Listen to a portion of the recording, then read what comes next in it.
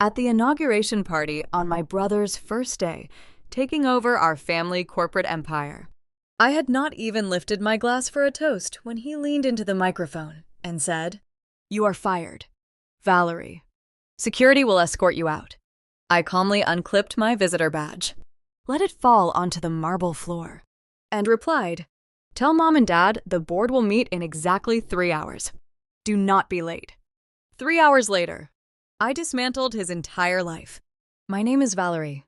I am 32 years old. And before I tell you how I legally erased my arrogant family from the Manhattan Real Estate Registry, let me know where you are watching from in the comments below. Hit like and subscribe if you love seeing arrogant people walk blindly into their own ruin. The ambient noise inside the Vanguard Heritage headquarters was a symphony of clinking crystal flutes and hushed networking. 300 elite investors gathered in the Flagship lobby to celebrate the coronation of my 35-year-old brother, Julian. He wore a bespoke Italian suit, standing near a towering ice sculpture, soaking in the manufactured admiration of the room. At the VIP table, our parents, Richard and Caroline, sat with their champagne glasses raised. They curated this exact moment. They orchestrated this succession to ensure I remained a forgotten footnote in the family legacy. Convinced I was nothing more than a mid-level accounting clerk who needed to be cut out of the primary wealth distribution, Julian tapped his spoon against his flute. The room fell into a polite, expectant silence. He stepped up to the podium, adjusting the microphone. Instead of delivering a standard vision statement for the future of the luxury development firm, his eyes locked onto me. I stood near the back, wearing a simple tailored charcoal blazer and a generic visitor lanyard hanging around my neck. "Vanguard Heritage is stepping into a new era," Julian announced, his voice echoing off the vaulted ceilings. "And a new era requires shedding dead weight. We no longer tolerate mediocrity, even if it shares our last name. Valerie, your services are no longer required. Security will escort you out of the building." A collective gasp rippled through the crowd of investors. Whispers ignited. Caroline smirked behind her crystal glass. Richard nodded in approval. They expected me to crumble. They wanted a tearful exit, a public display of humiliation to cement Julian's ruthless authority on his very first day as Chief Executive Officer. I did not flinch.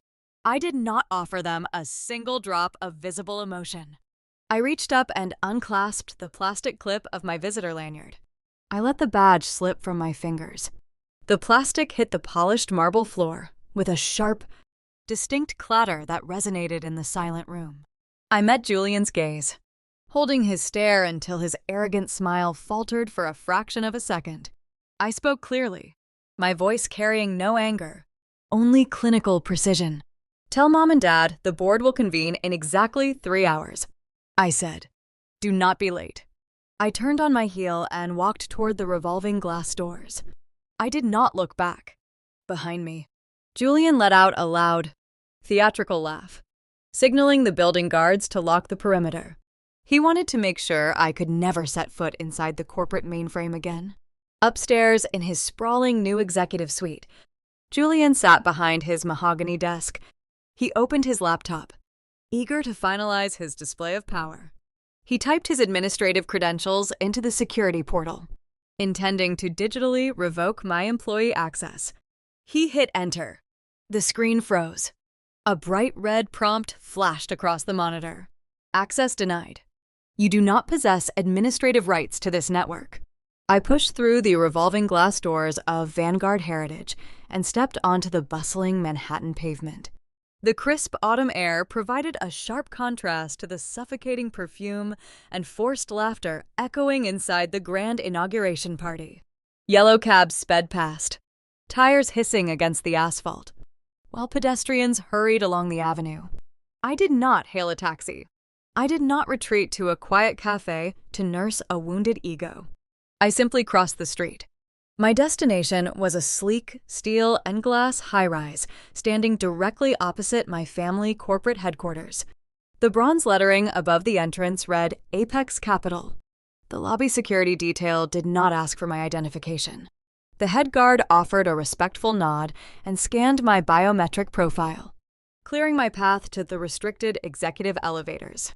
The narrative my family clung to was a convenient fiction.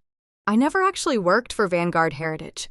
I spent the past 2 years operating as an embedded forensic auditor for Apex, the shadow private equity firm that quietly held the strings to my father's legacy. The elevator ascended smoothly to the 42nd floor.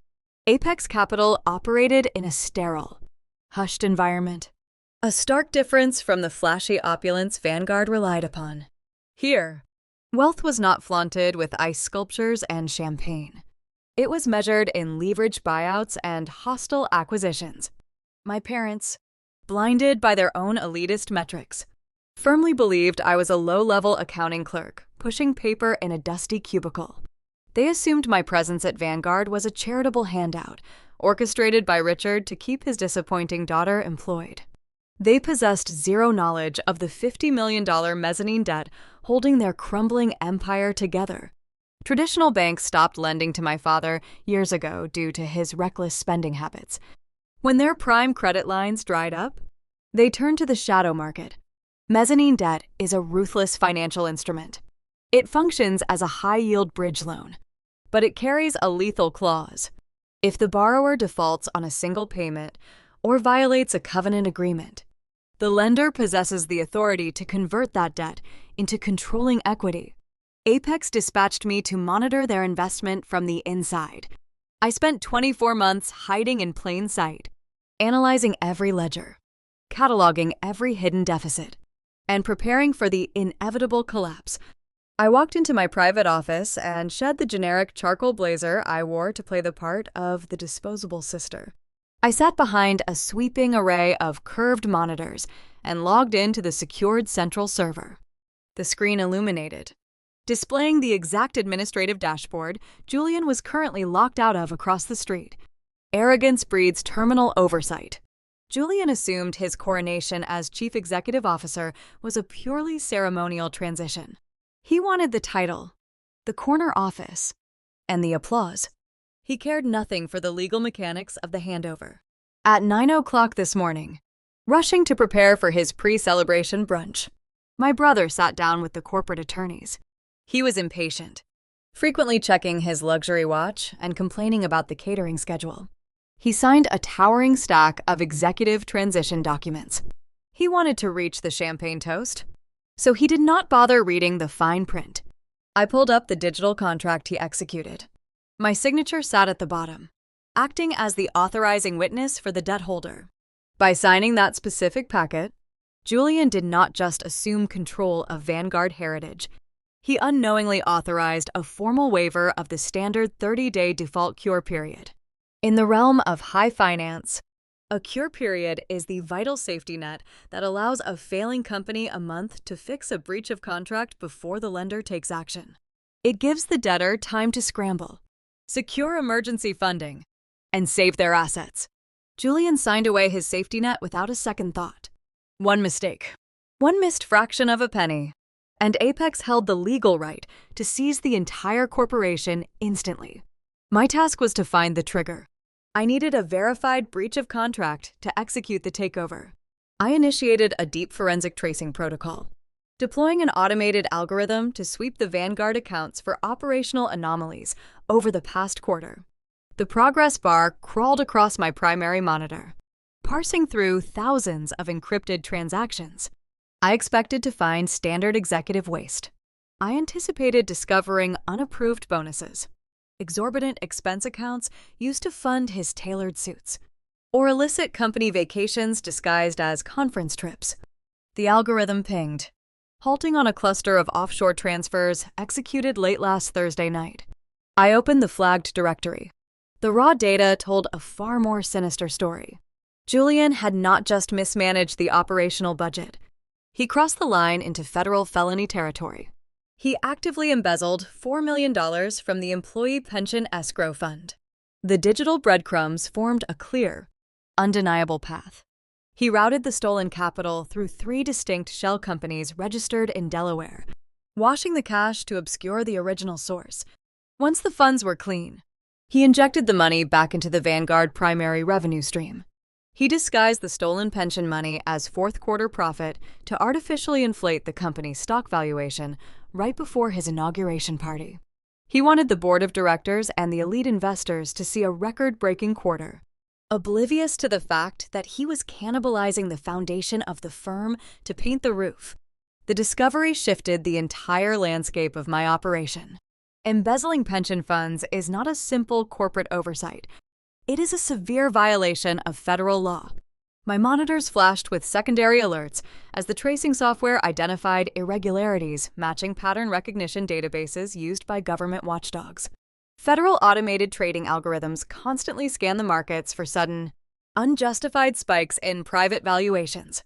If the Securities and Exchange Commission noticed the inflated stock valuation, they would freeze every asset Vanguard Heritage owned pending a comprehensive federal investigation.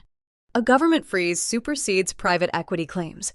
If the regulators locked the accounts first, Apex Capital would lose their ability to execute the mezzanine debt conversion. The $50 million investment would be trapped in years of bureaucratic litigation, effectively vaporizing our leverage. The 3-hour countdown I issued to my brother in the lobby was no longer just a dramatic timeline for a hostile boardroom takeover. It was a high-stakes race against the federal government.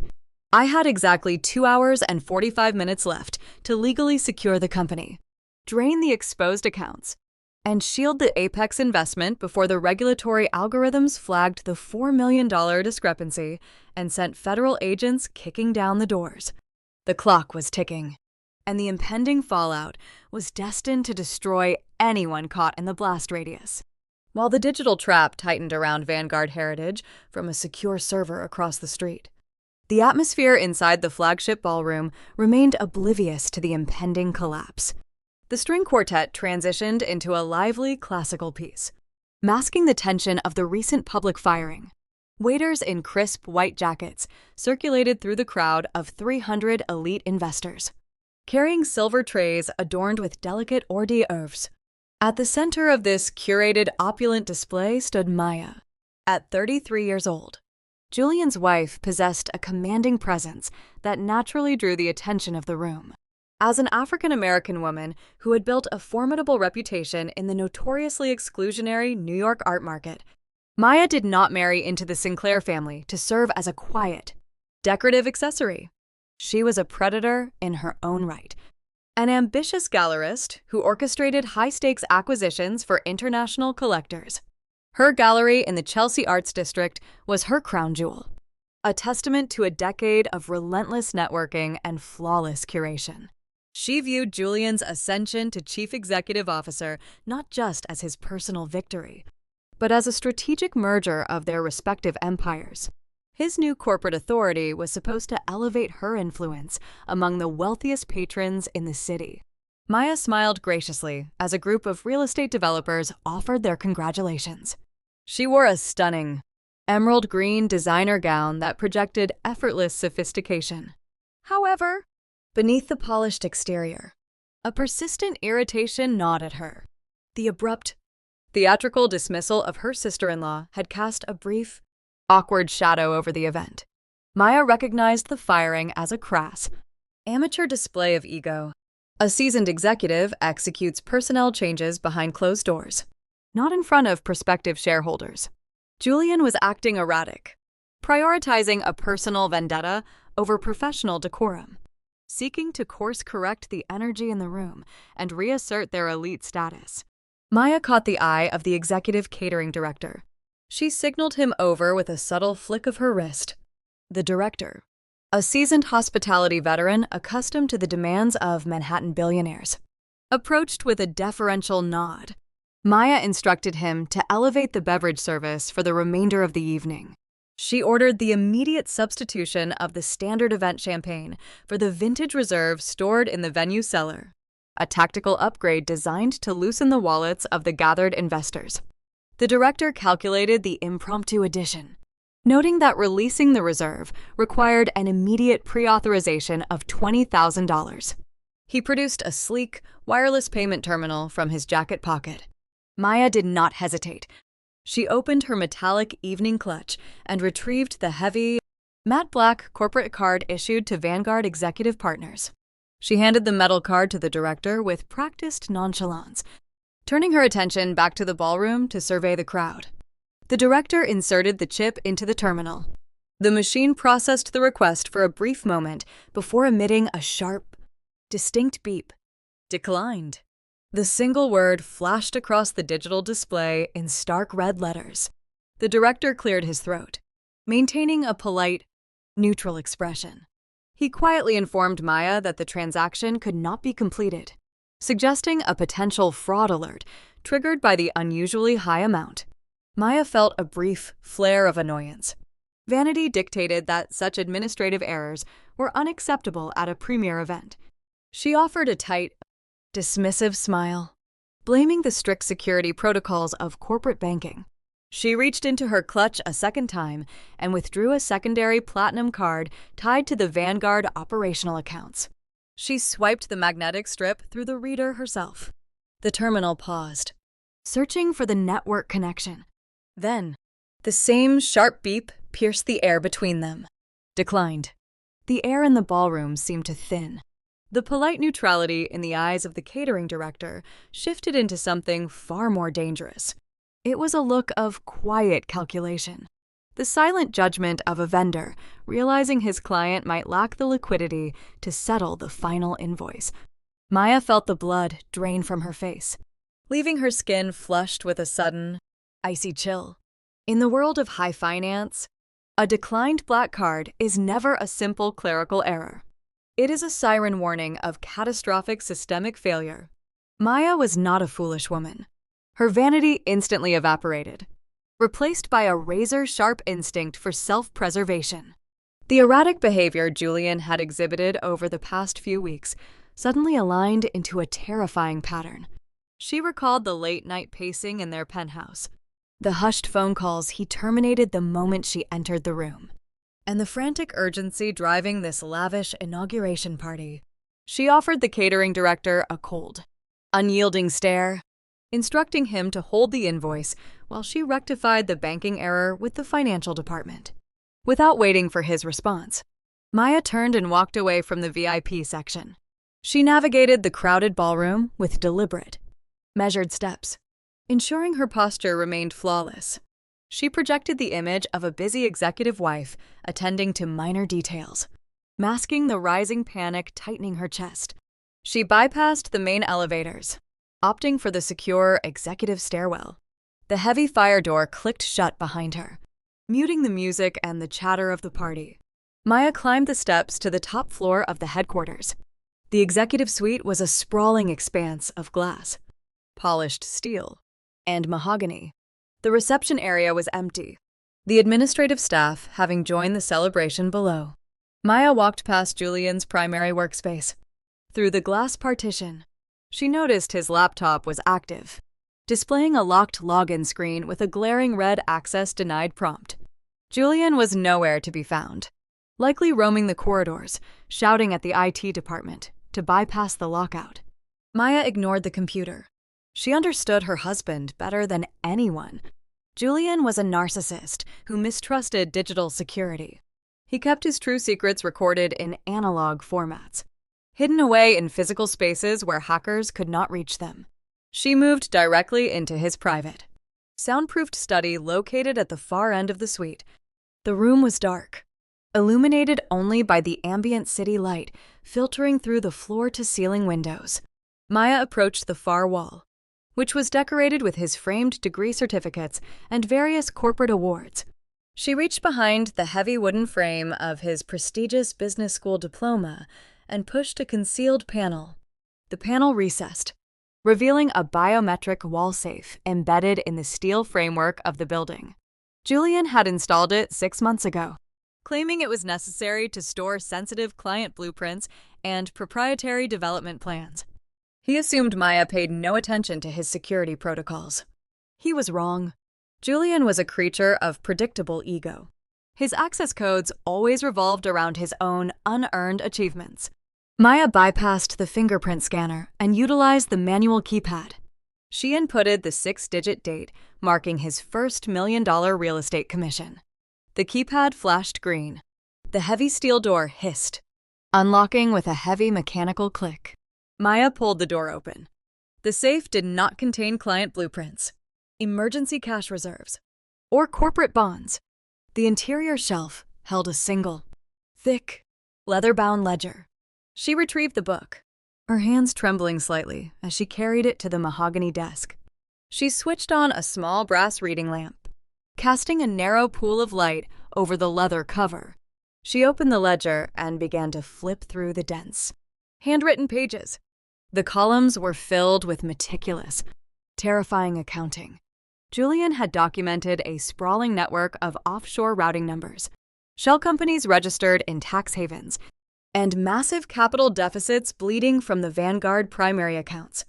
But the offshore evasion was not the discovery that made her heart stop. Maya turned to a section dated 3 weeks prior. She recognized the precise, arrogant slant of Julian's handwriting. At the top of the page, underlined twice in black ink, was the name of her life work, Chelsea Vanguard Arts. She traced her manicured finger down the list of recorded assets. Julian had detailed the entire inventory of her gallery. He listed the square footage of her leased showroom, the projected revenue of her upcoming autumn exhibition, and most devastatingly, the appraised value of 3 authenticated European expressionist paintings currently housed in her vault. Those paintings did not belong to Maya. They were on loan from a prestigious museum in Berlin, entrusted to her care for a highly publicized international showcase. Maya read the terms of the financial covenant detailed beneath the inventory list. The ledger outlined a highly toxic, unregulated bridge loan originating from a hostile offshore lending syndicate. This was not a traditional bank. This was a shadow entity that specialized in predatory lending, known for seizing physical assets and liquidating them on the international black market to cover defaulted debts, to secure the emergency capital required to keep Vanguard afloat until his inauguration. Julian needed collateral. Lacking the necessary corporate assets, he utilized the one thing of value within his immediate reach.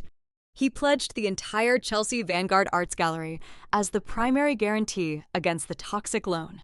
Maya stared at the page, her vision blurring as the true horror of the document locked into place. Julian had forged her signature on the co-guarantor line. He submitted falsified provenance documents to the shadow lender, legally binding her gallery and the borrowed European masterpieces to his reckless corporate debt. The realization struck her with the force of a physical blow.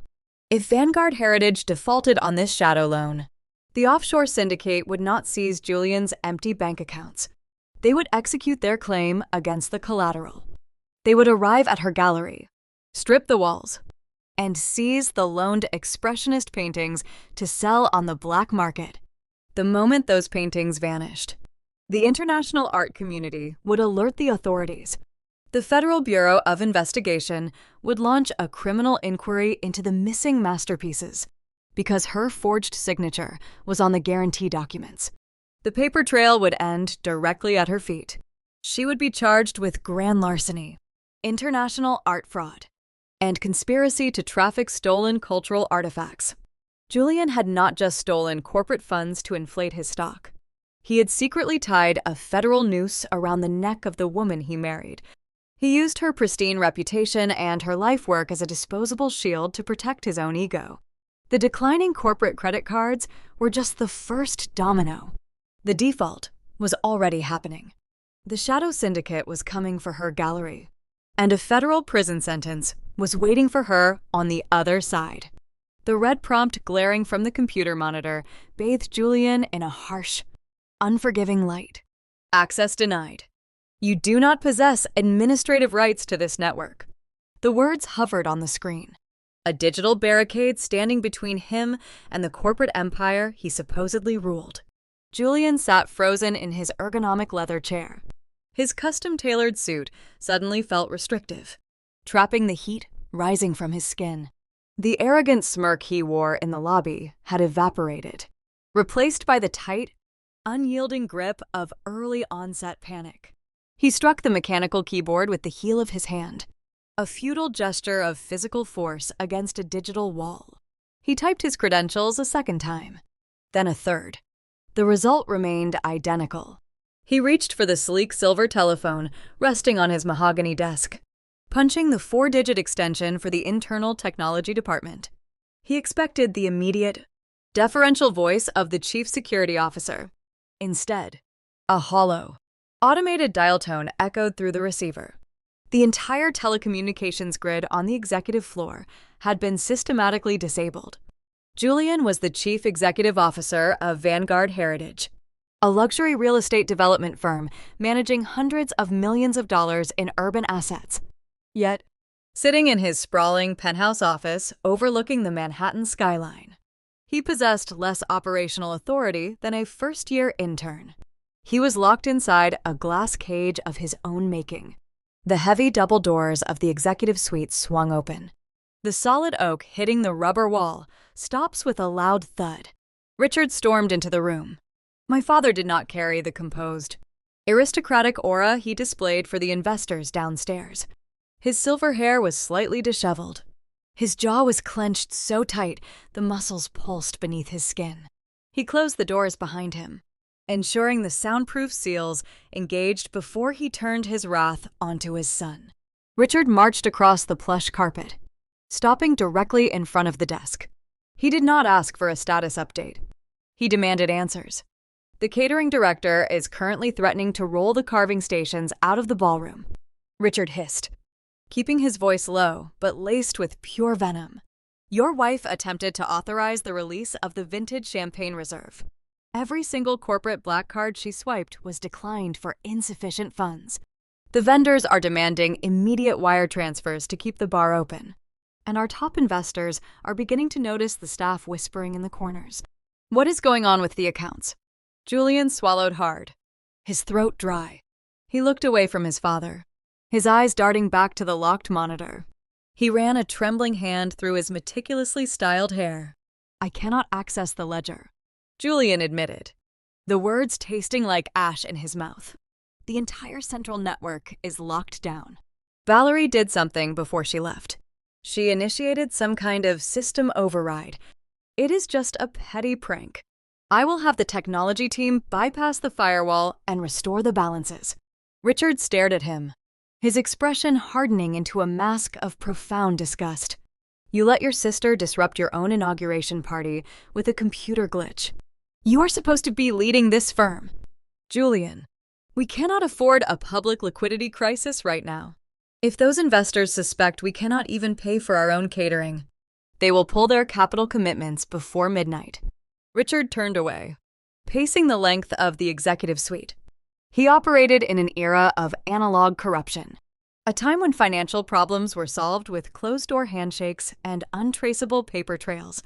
He held a deep contempt for the digital infrastructure Julian relied upon, believing that true power existed outside the reach of computer networks. He stopped near the floor-to-ceiling windows, looking down at the street below. He formulated a solution born from decades of calculated evasion. Leave the domestic accounts alone for now, Richard ordered, his tone brokering no argument. If Valerie compromised the internal grid, any transaction you attempt will trace back to a locked server. We will bypass the corporate system entirely. We use the offshore reserve. Julian looked up, a flicker of hope breaking through his panic. The Cayman Island accounts. Richard nodded. Vanguard Heritage maintained a series of shadow entities registered in Grand Cayman, shielded behind layers of anonymous bearer shares and impenetrable banking secrecy laws. Richard established the accounts 20 years ago as a failsafe, a hidden vault beyond the jurisdiction of the Internal Revenue Service and domestic regulators. It was their untouchable fortress, holding emergency liquid capital designed to weather catastrophic storms. Call Marcus, Richard instructed. Tell the broker to liquidate a fraction of the holding trust and wire $200,000 directly to the catering company routing number. Pay them double for their silence.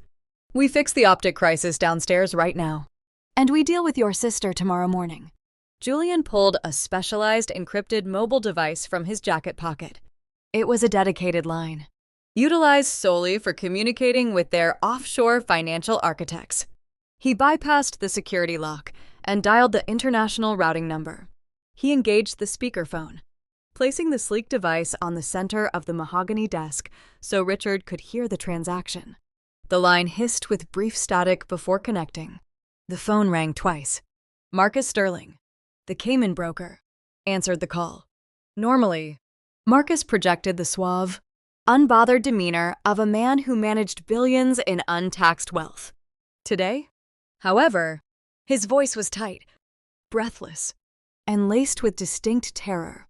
"Julian," Marcus stammered, abandoning all professional pleasantries. "I was just trying to reach your secure line. We have a catastrophic situation on our end." Julian exchanged a confused glance with his father. "Marcus, calm down," Julian said, attempting to project authority. "I need you to authorize an immediate wire transfer from the primary shell entity. Send $200,000 to our domestic vendor account. I will provide the routing numbers now." "You do not understand," Marcus interrupted, his voice rising in pitch. "There is no money to transfer. The accounts are zeroed out." Richard slammed his hand against the desk, leaning directly over the speakerphone. "What do you mean the accounts are zeroed out? That trust holds over $8 million in liquid capital. Those accounts are shielded. No domestic agency possesses the authority to freeze a Cayman trust. They were not frozen."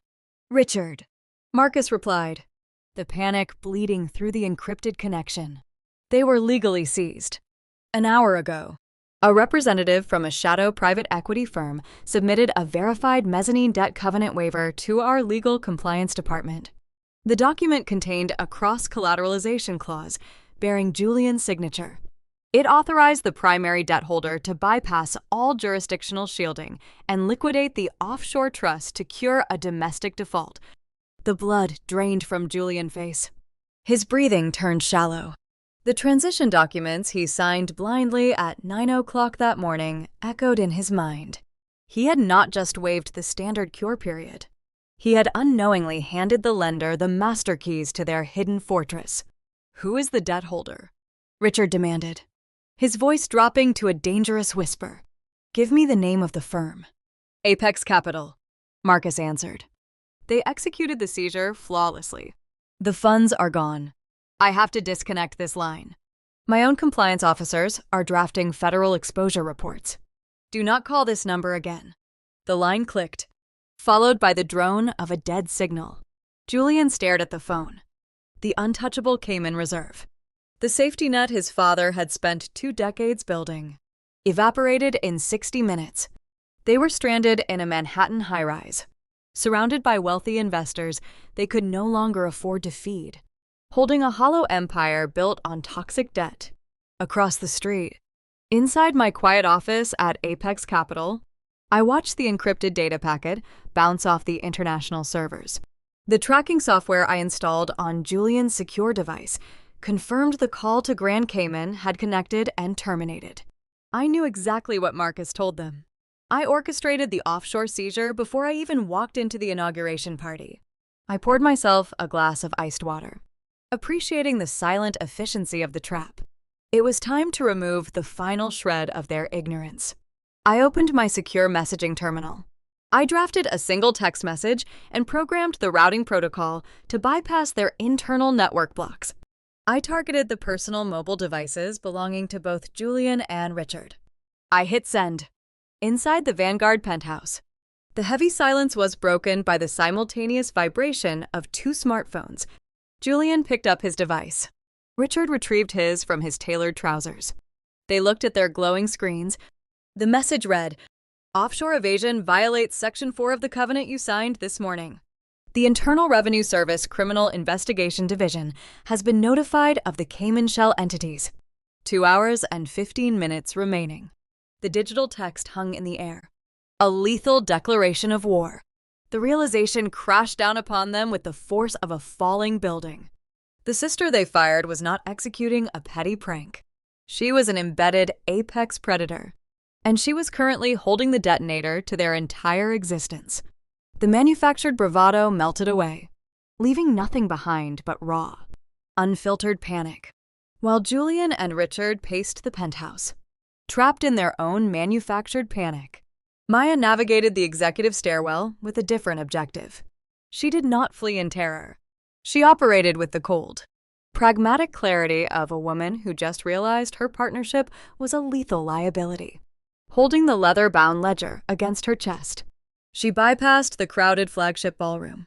The sounds of the inauguration party faded as she pushed through the heavy service doors and stepped out into the crisp autumn air. The Manhattan traffic roared around her, but her focus remained fixed on the sleek steel and glass high-rise standing directly across the avenue. She did not bother calling a cab or summoning her driver. She walked across the street, her emerald green designer gown catching the harsh city lights, a solitary figure marching away from a sinking ship. Inside my office at Apex Capital, the digital countdown clock on my secondary monitor ticked down to 2 hours and 10 minutes. The trap was holding tight. The Cayman accounts were drained, and the panic text I sent had successfully paralyzed the Vanguard executive suite. I was preparing the final debt conversion protocols when the secure intercom on my desk chimed. The head of lobby security spoke in a crisp, professional tone, informing me that an unregistered visitor was demanding immediate access to my floor. He stated the woman refused to provide a corporate identification badge, but identified herself as Maya Sinclair. I leaned back in my chair, evaluating this unexpected variable. A cornered animal usually turns on its own pack, but I did not anticipate a defection to occur this rapidly. Julian possessed a rare talent for accelerating his own destruction. I instructed security to bypass the standard screening protocols and escort her directly to the primary glass conference room on my floor.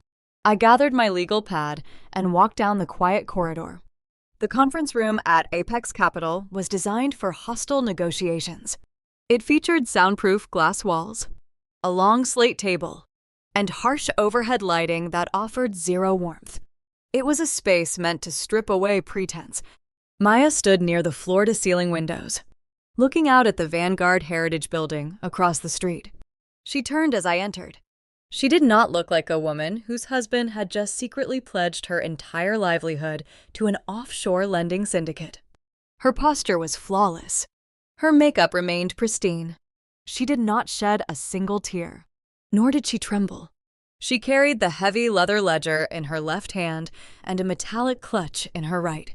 She was a seasoned gallerist, accustomed to dealing with temperamental artists and ruthless collectors. She recognized a predatory environment, and she adapted instantly. I took a seat on one side of the slate table. Maya took the seat opposite mine. We were sisters by marriage, but we had never shared a genuine conversation. Our interactions were limited to polite nods at forced holiday dinners, where she played the role of the successful art dealer, and I played the role of the quiet accountant. The facade was officially dead. We were just two executives evaluating the wreckage of Julian Sinclair. "I am not here to beg for my husband," Maya stated, her voice steady and devoid of sentiment. "I am here to secure my gallery." She placed the leather-bound ledger on the slate surface and slid it across the table. The heavy book stopped inches from my hands. I looked down at the worn cover. In a corporate war fought with encrypted data packets and digital firewalls, a physical ledger is a lethal anomaly. It represents a tangible, undeniable paper trail that defense attorneys cannot easily dismiss as a computer glitch. I opened the cover and scanned the first few pages. My eyes caught the handwritten inventory lists, the offshore routing numbers, and the forged signature on the guarantor line. Maya watched my face, calculating my reaction. Julian used Chelsea Vanguard Arts as collateral for a shadow loan, Maya explained, leaning forward slightly. He forged my signature on the appraisals. He leveraged 3 European expressionist paintings I currently hold on loan from Berlin. If that debt defaults, the syndicate will seize my gallery. I lose my license, my reputation, and my freedom. I refuse to serve a federal prison sentence for a man who cannot even balance his own catering budget. I closed the ledger, resting my hands on top of the leather cover. "You understand that this book implicates him in international art fraud," I replied, maintaining a neutral, clinical tone. "If I hand this to the authorities, Julian faces a minimum of 15 years in a federal penitentiary. He can serve 20 for all I care. Maya countered without a fraction of hesitation. Her survival instinct was a finely tuned weapon. But this ledger is just the beginning. I know you are circling the company. Valerie. I watched the corporate cards decline 30 minutes ago. I know Vanguard is facing a catastrophic liquidity crisis, but you do not have the complete picture yet. She reached into her metallic clutch and retrieved a small, encrypted titanium flash drive. She placed it on the table, keeping her manicured hand resting firmly on top of it.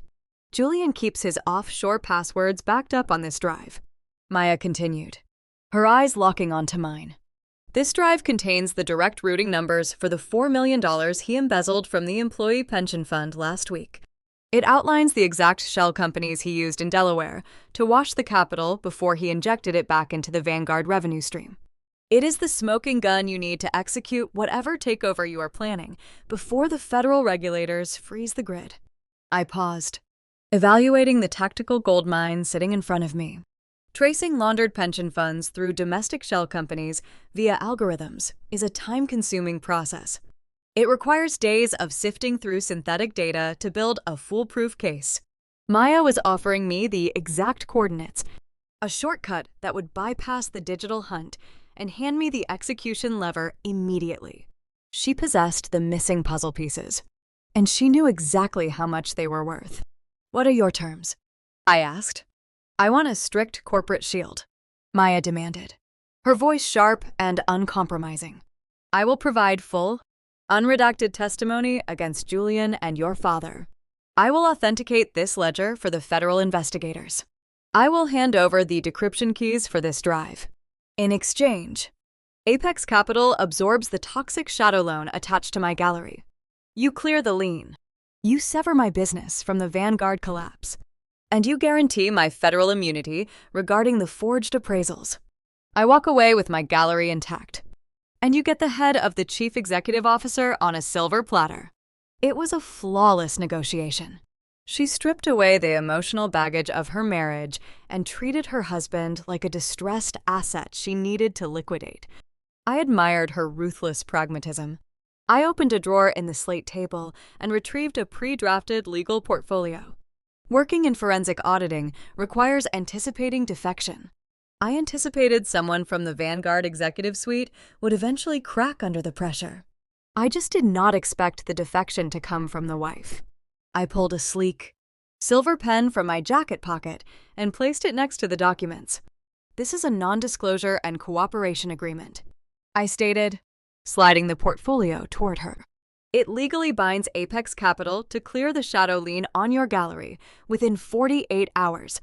It establishes a protective corporate trust around your assets, shielding them from any impending Securities and Exchange Commission asset freezes directed at Vanguard Heritage. In return, you surrender the ledger, the flash drive, and your marital privilege. You become a cooperating witness for the federal government.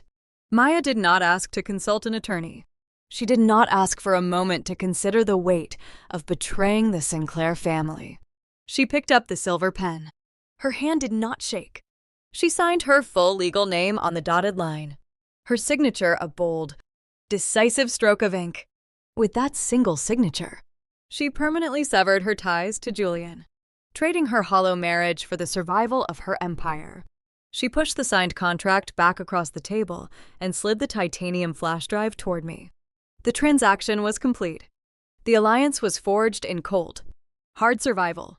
I picked up the flash drive, preparing to plug it into my secure terminal to initiate the final phase of the digital takeover. The countdown clock was ticking closer to the critical 2-hour mark. Before I could stand up, the sterile silence of the Apex conference room was shattered. A piercing, high-pitched mechanical shriek echoed through the reinforced glass windows. It was not a sound originating from our building. I turned my head, looking across the street at the Vanguard Heritage headquarters. The grand flagship high-rise, the jewel of my father's real estate portfolio, was suddenly illuminated by synchronized strobe lights flashing behind every single pane of glass on the lower levels. The building fire alarms at the inauguration party were blaring, a deafening siren cutting through the Manhattan afternoon. The chaos I engineered was no longer confined to locked computer screens and declined credit cards. The invisible trap had just spilled into the physical world, and the true panic was only just beginning. The strobe lights flashing across the avenue painted the Vanguard Heritage Building in harsh, rhythmic bursts of white. From my vantage point inside the Apex Capitol conference room, the visual was a perfect symphony of disruption. I plugged the titanium flash drive Maya provided into my secure terminal. The decryption keys she surrendered unlocked the remaining hidden partitions of the digital footprint Julian tried so desperately to conceal. I was searching for the exact routing protocol for the embezzled pension funds, but the drive held a secondary layer of raw, unencrypted data. It contained the original architectural blueprints and the municipal inspection logs for the Flagship high-rise, currently blaring its sirens across the street. Julian prioritized optics over structural integrity. Developing a luxury skyscraper in the heart of Manhattan requires passing a grueling series of municipal safety inspections. It is a time-consuming process that drains capital and delays revenue. My brother wanted the grand inauguration party, scheduled for this exact date, to stroke his fragile ego. To meet his artificial deadline, he bypassed the municipal oversight. He forged the certificate of occupancy. He submitted falsified load-bearing test results and counterfeit fire suppression certifications to the city planning board. He cut corners on the foundational concrete pours to save millions, pocketing the difference to mask his other financial deficits. I did not pull a physical fire alarm. Resorting to a petty prank is a tactic for desperate amateurs. I utilized my deep administrative access to the municipal grid and triggered an automated structural compliance audit. I routed the forged documents directly to the emergency dispatch center of the City Department of Buildings. The City Automated Defense Network responded instantly to the severe safety threat, overriding the localized building controls and activating the emergency evacuation protocols. I opened a secondary window on my monitor, tapping into the Vanguard internal security cameras. The high-definition feeds broadcasted the pristine collapse of high society. The Grand Ballroom, previously a curated display of wealth and exclusivity, descended into primal panic. The automated safety override did not just trigger the deafening sirens. It activated the emergency sprinkler system across the entire ground floor. Thousands of gallons of stagnant, unfiltered water cascaded from the vaulted ceiling. The deluge struck the 300 elite investors, ruining their curated aesthetics in a matter of seconds. Silk designer gowns clung to terrified socialites. Custom Italian suits morphed into heavy, soaked burdens. The ice sculpture at the center of the room shattered as panicked guests shoved past the VIP tables, slipping on the slick marble floor. The pristine catering stations were washed away, leaving expensive culinary arrangements floating in puddles of muddy water. The elite crowd funneled toward the emergency exits, pushing and shoving with the same desperate instinct found in any crowded subway station. Wealth offers no protection against the primal fear of a burning building. They spilled out into the crisp autumn air, shivering on the Manhattan sidewalk, their expensive footwear ruined by the wet concrete. Through the exterior lobby camera, I watched Julian burst through the revolving doors. He did not project the aura of a chief executive officer handling a crisis. His bespoke suit was drenched, the fabric clinging awkwardly to his frame. His meticulously styled hair was plastered against his forehead. He scanned the chaotic crowd, his eyes wild with frantic, unchecked rage. He spotted the chief building manager standing near the valet podium and marched directly toward him. Julian grabbed the manager by the lapels of his uniform jacket. Even without audio, his furious body language narrated the exchange. He pointed toward the Apex Capitol building, blaming his sister for the humiliation. He demanded the manager override the alarm system, insisting the evacuation was a fake emergency, orchestrated by a disgruntled former employee. He expected the wail of approaching fire engines.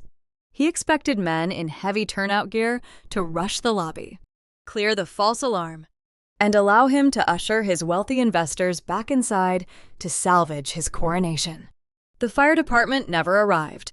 No hook and ladder trucks blocked the avenue. No heavy hoses were deployed on the pavement. Instead, a convoy of 4 unmarked black sedans and 2 white municipal utility vehicles pulled up to the curb, their amber lights spinning in the afternoon gloom. A dozen individuals stepped out of the vehicles. They did not wear protective firefighting gear. They wore standard municipal windbreakers bearing the distinct insignia of the City Department of Buildings.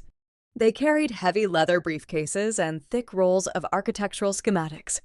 The lead inspector, a stern woman carrying a metal clipboard, walked directly past the shivering billionaires and approached the entrance. Julian released the building manager and stepped into her path, attempting to leverage his corporate authority. He puffed out his chest, pointing a finger at the inspector, likely demanding she shut off the sirens and clear the premises for his guests. The inspector did not flinch.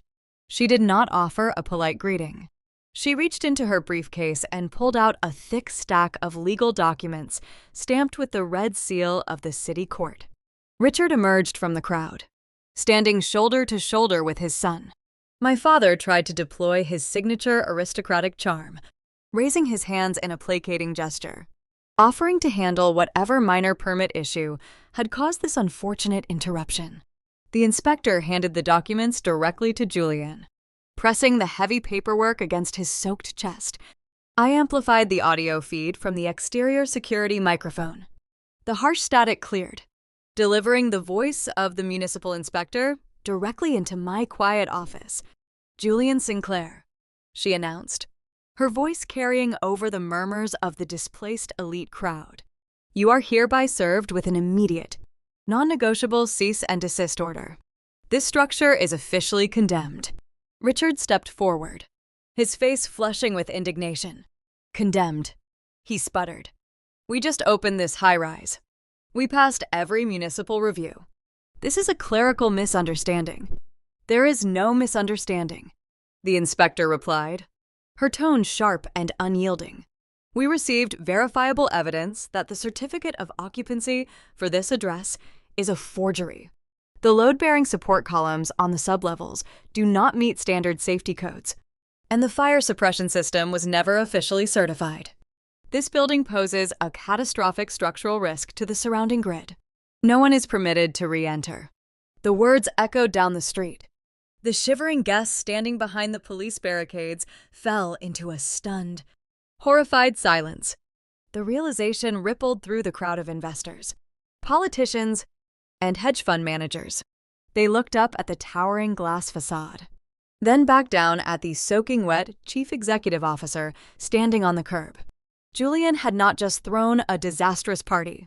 He had lured 300 of the wealthiest individuals in the city into a structurally compromised death trap.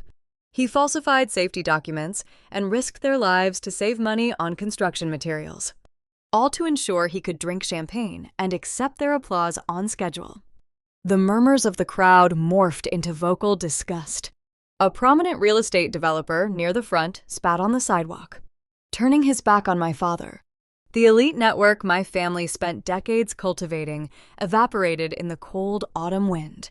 The investors were no longer concerned about ruined designer clothing or the inconvenience of a disrupted afternoon. They realized they had just entrusted their capital to a man willing to trade human lives for a cheaper concrete pour. The social execution was flawless.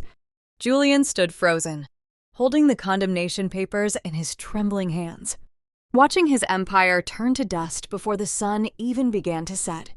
The autumn wind whipping off the Hudson River carried a sharp chill, cutting straight through the soaked silk of Caroline Sinclair designer gown.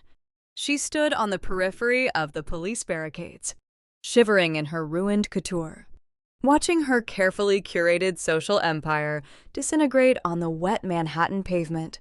The neon orange condemnation notices taped to the glass doors of the Vanguard Heritage Building glared in the fading afternoon light. Her husband was shouting useless legal threats at the municipal inspectors. Her son stood paralyzed on the curb, clutching the cease and desist order like a death warrant. Caroline did not join them in their public unraveling. Despite her relentless vanity and obsession with country club aesthetics, she possessed a distinct, predatory intuition. She watched the elite investors turning their backs and signaling their private drivers. She knew Julian was careless. She knew he cut corners. But a simultaneous, multi-layered operational collapse involving frozen shadow accounts, declined corporate cards, and automated municipal audits did not stem from mere incompetence. This level of synchronized destruction required an architect. It required patience, surgical precision, and an intimate, inside knowledge of the family vulnerabilities. She realized the quiet, disposable daughter they had banished just a few hours prior was holding the execution lever. Caroline retreated from the staring crowd. Pulling open the heavy door of their idling black town car, she slipped into the insulated leather interior, shutting out the chaotic noise of the street. She checked her reflection in the darkened window. Her pristine makeup was smudged, her hair plastered to her neck. The humiliation burned hot in her chest, fueling a desperate need to regain control. If Valerie was orchestrating a hostile corporate takeover from the shadows, Caroline intended to deploy a different kind of warfare. She intended to destroy Valerie on a personal and professional level. She retrieved her smartphone from her damp clutch and dialed my direct private line. Sitting in the quiet, climate-controlled sanctuary of my Apex Capital office, I watched the incoming caller identification flash on my secondary monitor. I picked up the receiver, pressing it to my ear without offering a greeting. "Valerie," Caroline hissed, her voice vibrating with a lethal, calculated venom. The aristocratic charm she used to manipulate board members was entirely stripped away. "You think you are remarkably clever? You think triggering a few alarms and locking a computer screen gives you leverage over this family? You are nothing but a bitter, mediocre accountant throwing a tantrum because Julian inherited the throne you believe you deserved." I did not interrupt her. I leaned forward, resting my fingertips on my mechanical keyboard, listening to the frantic rhythm of her breathing over the encrypted connection. "We clothed you, we fed you, and we tolerated your lackluster ambitions," Caroline continued, launching into the classic psychological manipulation she perfected over decades. "We gave you everything, and this is how you repay our generosity. You humiliate us in front of the primary stakeholders. You are going to fix this, Valerie. You are going to reverse whatever digital lock you placed on the Vanguard grid, or I will personally ensure you never work in the financial sector again." Her threat was not an empty boast. Caroline wielded her social connections like a scalpel. She outlined her extortion strategy with chilling precision.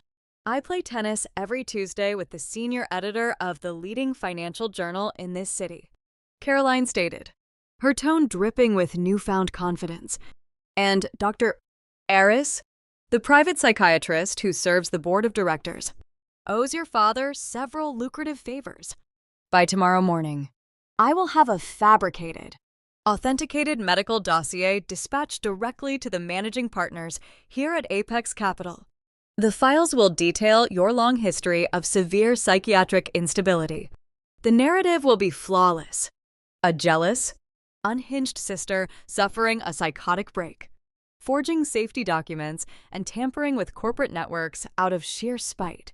She paused, letting the weight of her threat settle into the silence. "Your partners will not view you as a brilliant auditor," Caroline sneered. "They will view you as a massive corporate liability. They will strip your credentials, terminate your employment, and blacklist your name across every private equity firm on the Eastern Seaboard. You will lose your career, your reputation, and your income. Restore the Vanguard accounts right now, or I release the files." It was a vicious, beautifully constructed blackmail attempt. She aimed directly at the one thing she believed I valued above all else: my pristine professional standing. She expected me to panic. She expected me to stammer, to negotiate, or to beg her to withhold the fabricated evidence. I kept my eyes fixed on my primary monitor. My fingers danced across the mechanical keys, inputting a specific sequence of commands. Working as a forensic auditor requires digging through the darkest corners of human deception. During my 2 years analyzing the Vanguard ledgers, I traced every single dollar that flowed through my father's hands. I cataloged his corporate waste, his bribes, and his offshore shell entities. But the most fascinating discoveries always hide in the personal expenditures. You misunderstand the mechanics of leverage. Caroline, I replied, my voice smooth and devoid of any emotional fluctuation. Blackmail only works when the target operates from a position of vulnerability. My managing partners at Apex Capital do not care about tabloid rumors or fabricated medical records. They care about returns on investment. And within the next 90 minutes, I am going to hand them controlling equity of a $50 million real estate empire. My career is untouchable. Yours, however, is built on a foundation of sand. I accessed a secure, encrypted folder on my hard drive. I compiled this specific dossier 6 months ago, holding it in reserve for the exact moment the family dynamic fractured beyond repair. I attached the file to a blank email, addressing it directly to her personal inbox. I hit send. The digital payload transferred instantly. Check your personal email. Caroline, I instructed, cutting off her impending rebuttal. Inside the darkened town car, Caroline lowered the phone from her ear. She tapped the screen, opening her inbox. A single new message sat at the top of the queue, containing a heavily encrypted PDF attachment. She clicked the file. The document did not contain corporate balance sheets or Vanguard structural blueprints. It contained 10 years of meticulous, unredacted financial forensics focusing solely on her husband. Richard always claimed his grueling schedule required extensive travel. He spent 1 week out of every month on the West Coast, citing vital expansion strategy meetings and property acquisitions in the Pacific Northwest. Caroline never questioned the itinerary. She enjoyed the quiet weeks alone in their Hamptons estate, relishing her undisturbed luxury. The PDF on her screen shattered that pristine illusion.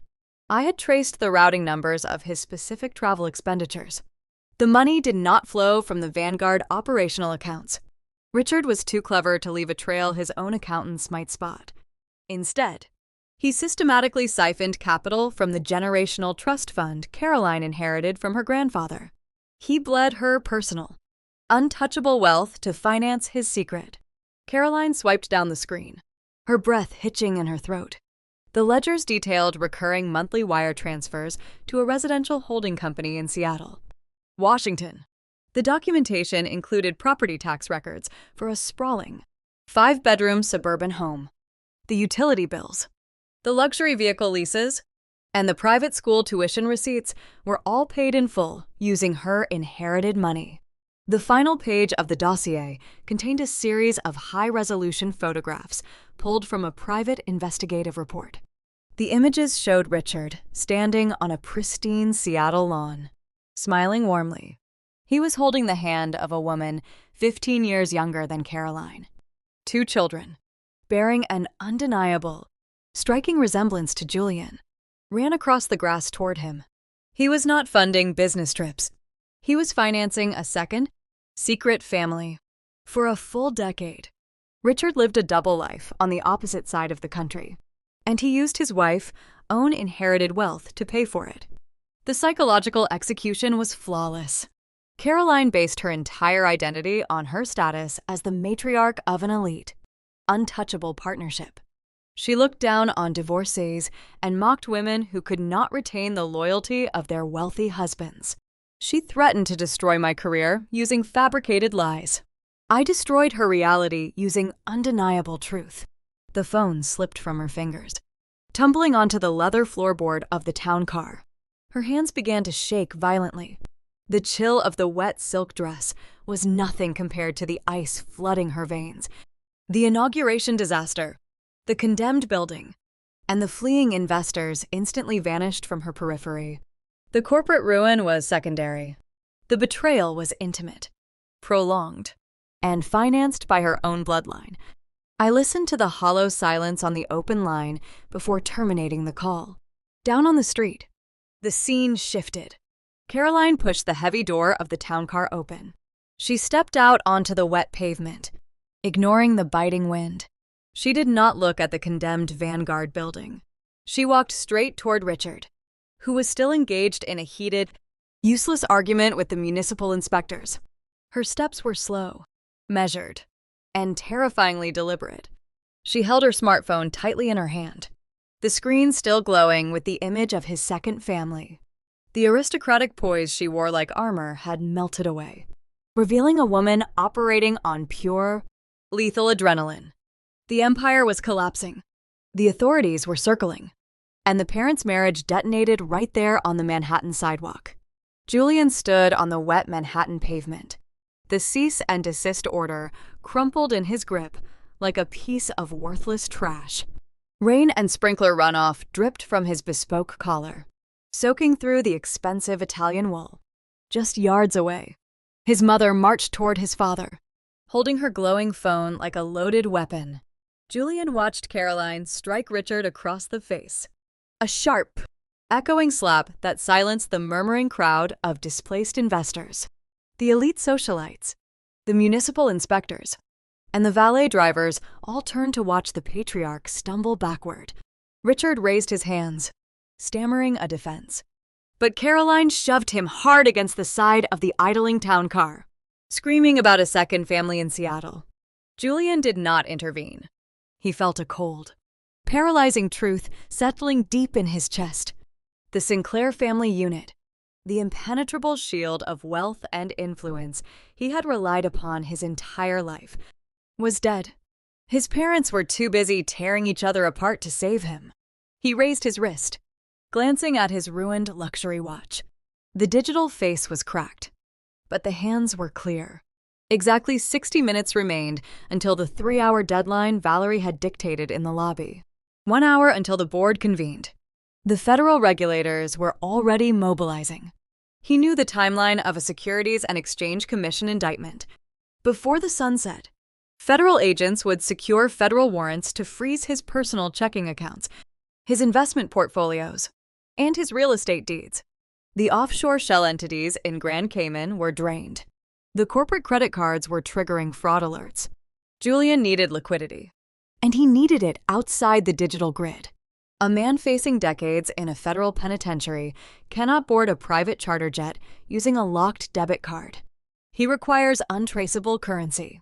A sudden memory pierced his spiraling panic, offering a narrow, dangerous pathway to survival. Deep beneath the condemned Vanguard Heritage high-rise, buried beneath 4 layers of reinforced concrete and steel, sat the corporate vault. Richard had established the Subterranean safe years ago as the ultimate failsafe against government audits. Inside those steel walls lay $2 million in bearer bonds, paper currency, untraceable, unrecorded, and instantly liquid in any non-extradition territory on the globe. Julian backed away from the spectacle of his parents' public divorce. The flashing amber lights of the municipal utility vehicles provided enough visual distraction, casting long, disorienting shadows across the avenue. He slipped past the yellow caution tape strung across the main entrance, ducking into the dark confines of the adjacent service alley. The heavy steel maintenance door was propped open, abandoned by a catering crew fleeing the sprinkler disaster. Julian stepped inside the condemned structure. The ground floor was a catastrophic zone. Emergency backup lights cast a sickly, pulsating red glow over the ruined lobby. Puddles of stagnant, muddy water covered the imported marble floors. He ignored the wreckage of his inauguration party, navigating past the shattered remains of his towering ice sculpture, and headed straight for the service stairwell. The elevators were disabled by the automated structural audit, locking the steel cars on the upper floors. He had to descend into the sublevels on foot. He pulled the heavy fire door open, stepping into the concrete stairwell. His leather dress shoes squeaked against the wet stairs, the sound echoing upward into the darkness. The air grew damp and heavy, smelling of wet dust, exposed wiring, and curing concrete. Julian knew exactly how dangerous this descent was. He had forged the structural safety documents. He knew the load-bearing columns down here were poured with cheap substandard materials to pocket the difference. He was walking into a literal death trap of his own making, driven by the primal instinct to escape a prison cell.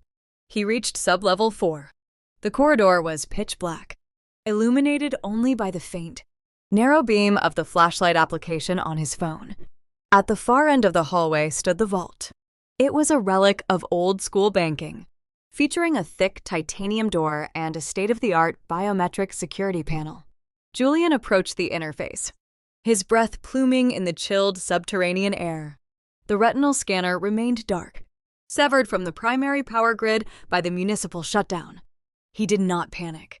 Richard had anticipated localized power failures and digital lockouts. On his 21st birthday, Richard had handed Julian a sealed, wax-stamped envelope containing the master analog override cipher. It was a string of digits meant only for catastrophic emergencies, memorized and never written down again. Julian knelt in front of the heavy door. He pulled a small, concealed metal plate away from the wall, exposing the mechanical analog dials hidden beneath the biometric scanner. His fingers, trembling from the cold and the adrenaline coursing through his veins, spun the metallic wheels. 3, 8, 7, 2, 9. The internal tumblers clicked into place. A heavy, satisfying mechanical clunk that reverberated down the empty concrete corridor. Julian grabbed the thick steel locking wheel and threw his entire body weight into it, straining his shoulders.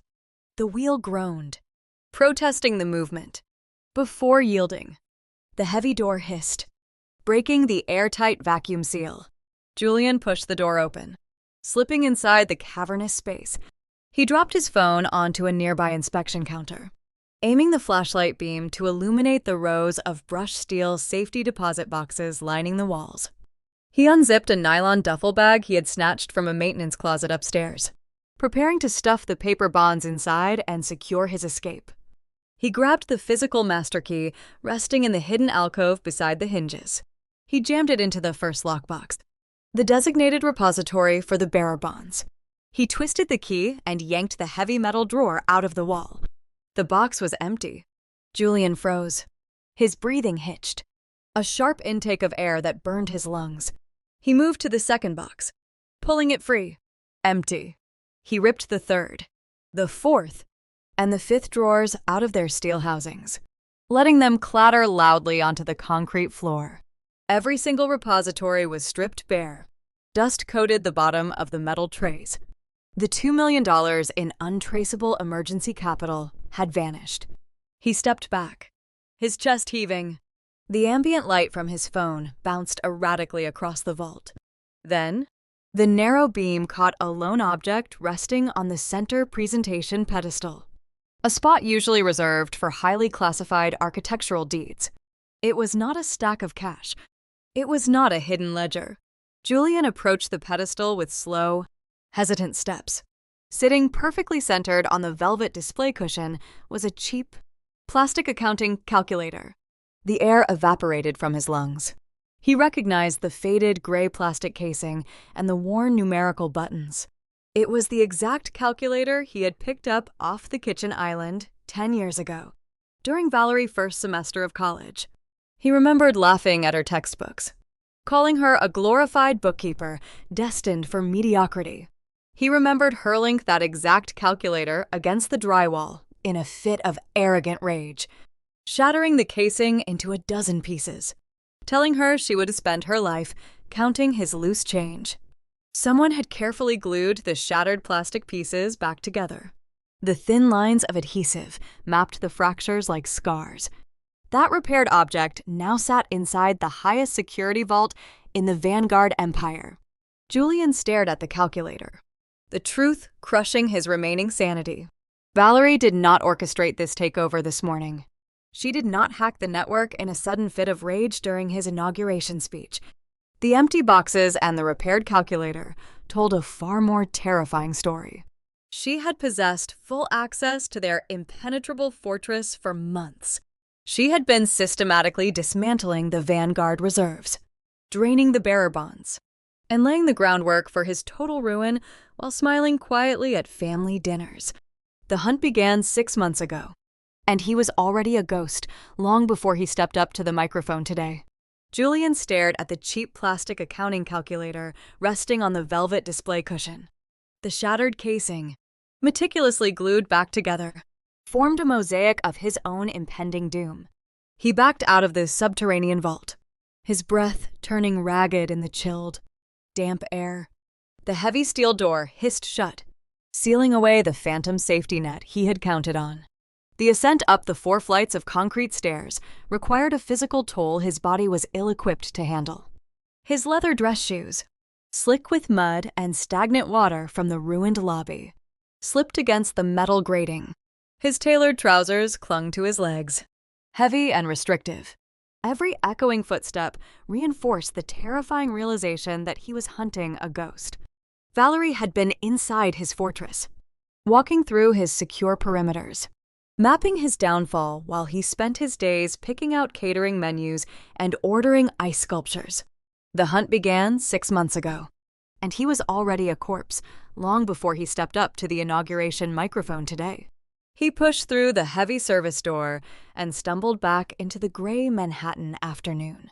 The rain had intensified, washing away the last remnants of his elite celebration. The wealthy investors were gone. The catering trucks had departed. The only vehicles remaining on the avenue were the municipal utility vans and a few lingering police cruisers enforcing the structural condemnation order. Julian walked toward the yellow barricades.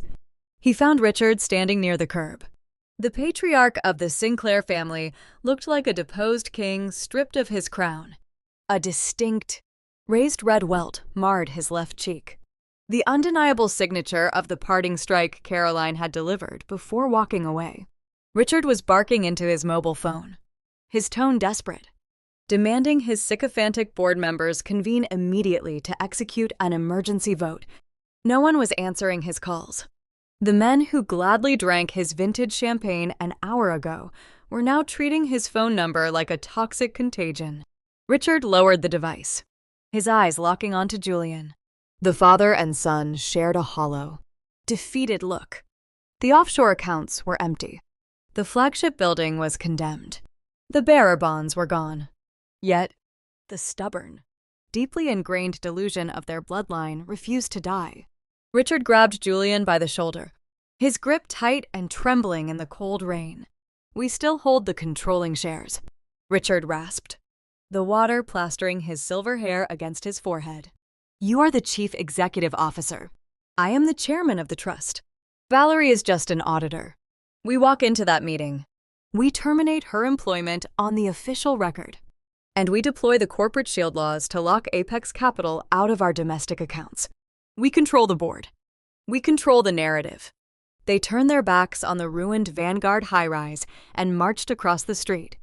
They entered the pristine, climate-controlled lobby of Apex Capital. The security detail did not stop them, waving them through the turnstiles with an eerie, calculated efficiency. The silence in the building felt predatory.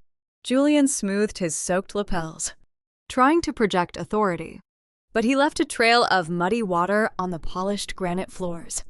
The elevator carried them to the top floor, the digital display counting the levels like a ticking metronome. Julian checked his cracked luxury watch. The hands aligned perfectly. 3 hours had passed since Valerie dropped her visitor badge on the marble floor. The elevator doors parted. Julian and Richard stepped out onto the executive floor. They bypassed the reception desk and marched directly toward the primary boardroom. Julian expected to find his hand-picked directors waiting inside. He expected to see the men he had promoted, the executives who owed their luxury car leases and summer homes to his patronage. He pushed the heavy, frosted glass doors open, ready to reassert his dominance. The temperature inside the boardroom felt 10 degrees colder than the corridor. The long, dark mahogany table stretched across the center of the room, flanked by floor-to-ceiling windows overlooking the Manhattan skyline. The sycophantic board of directors was absent. Not a single Vanguard executive occupied a chair. Instead, 6 men and women in immaculate, bespoke tailoring sat around the table. They did not speak. They did not review paperwork. They sat with the unnerving stillness of apex predators, waiting for wounded prey to bleed out. These were the senior private equity partners of the firm, veterans of hostile takeovers who dismantled legacy corporations for sport. At the absolute head of the table, framed by the gray storm clouds rolling over the city, sat Valerie.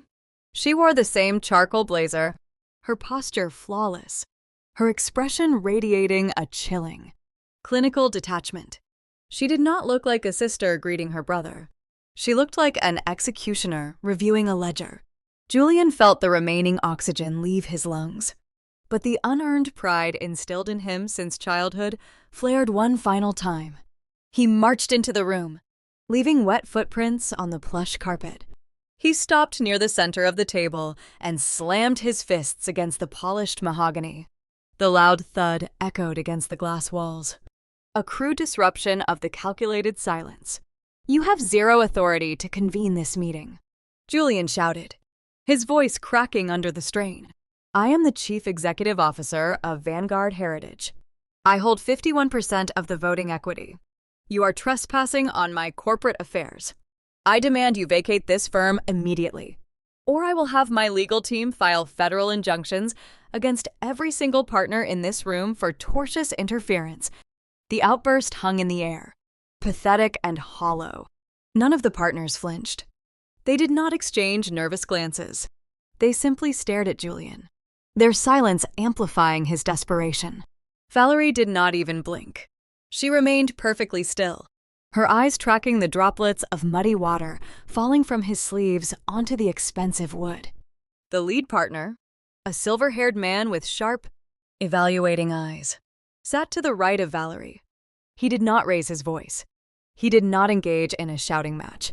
He reached into a leather folio, resting beside his pristine coffee cup. He withdrew a single, crisp document printed on heavy bond paper. He placed his fingertips on the edge of the page and slid it across the smooth mahogany surface.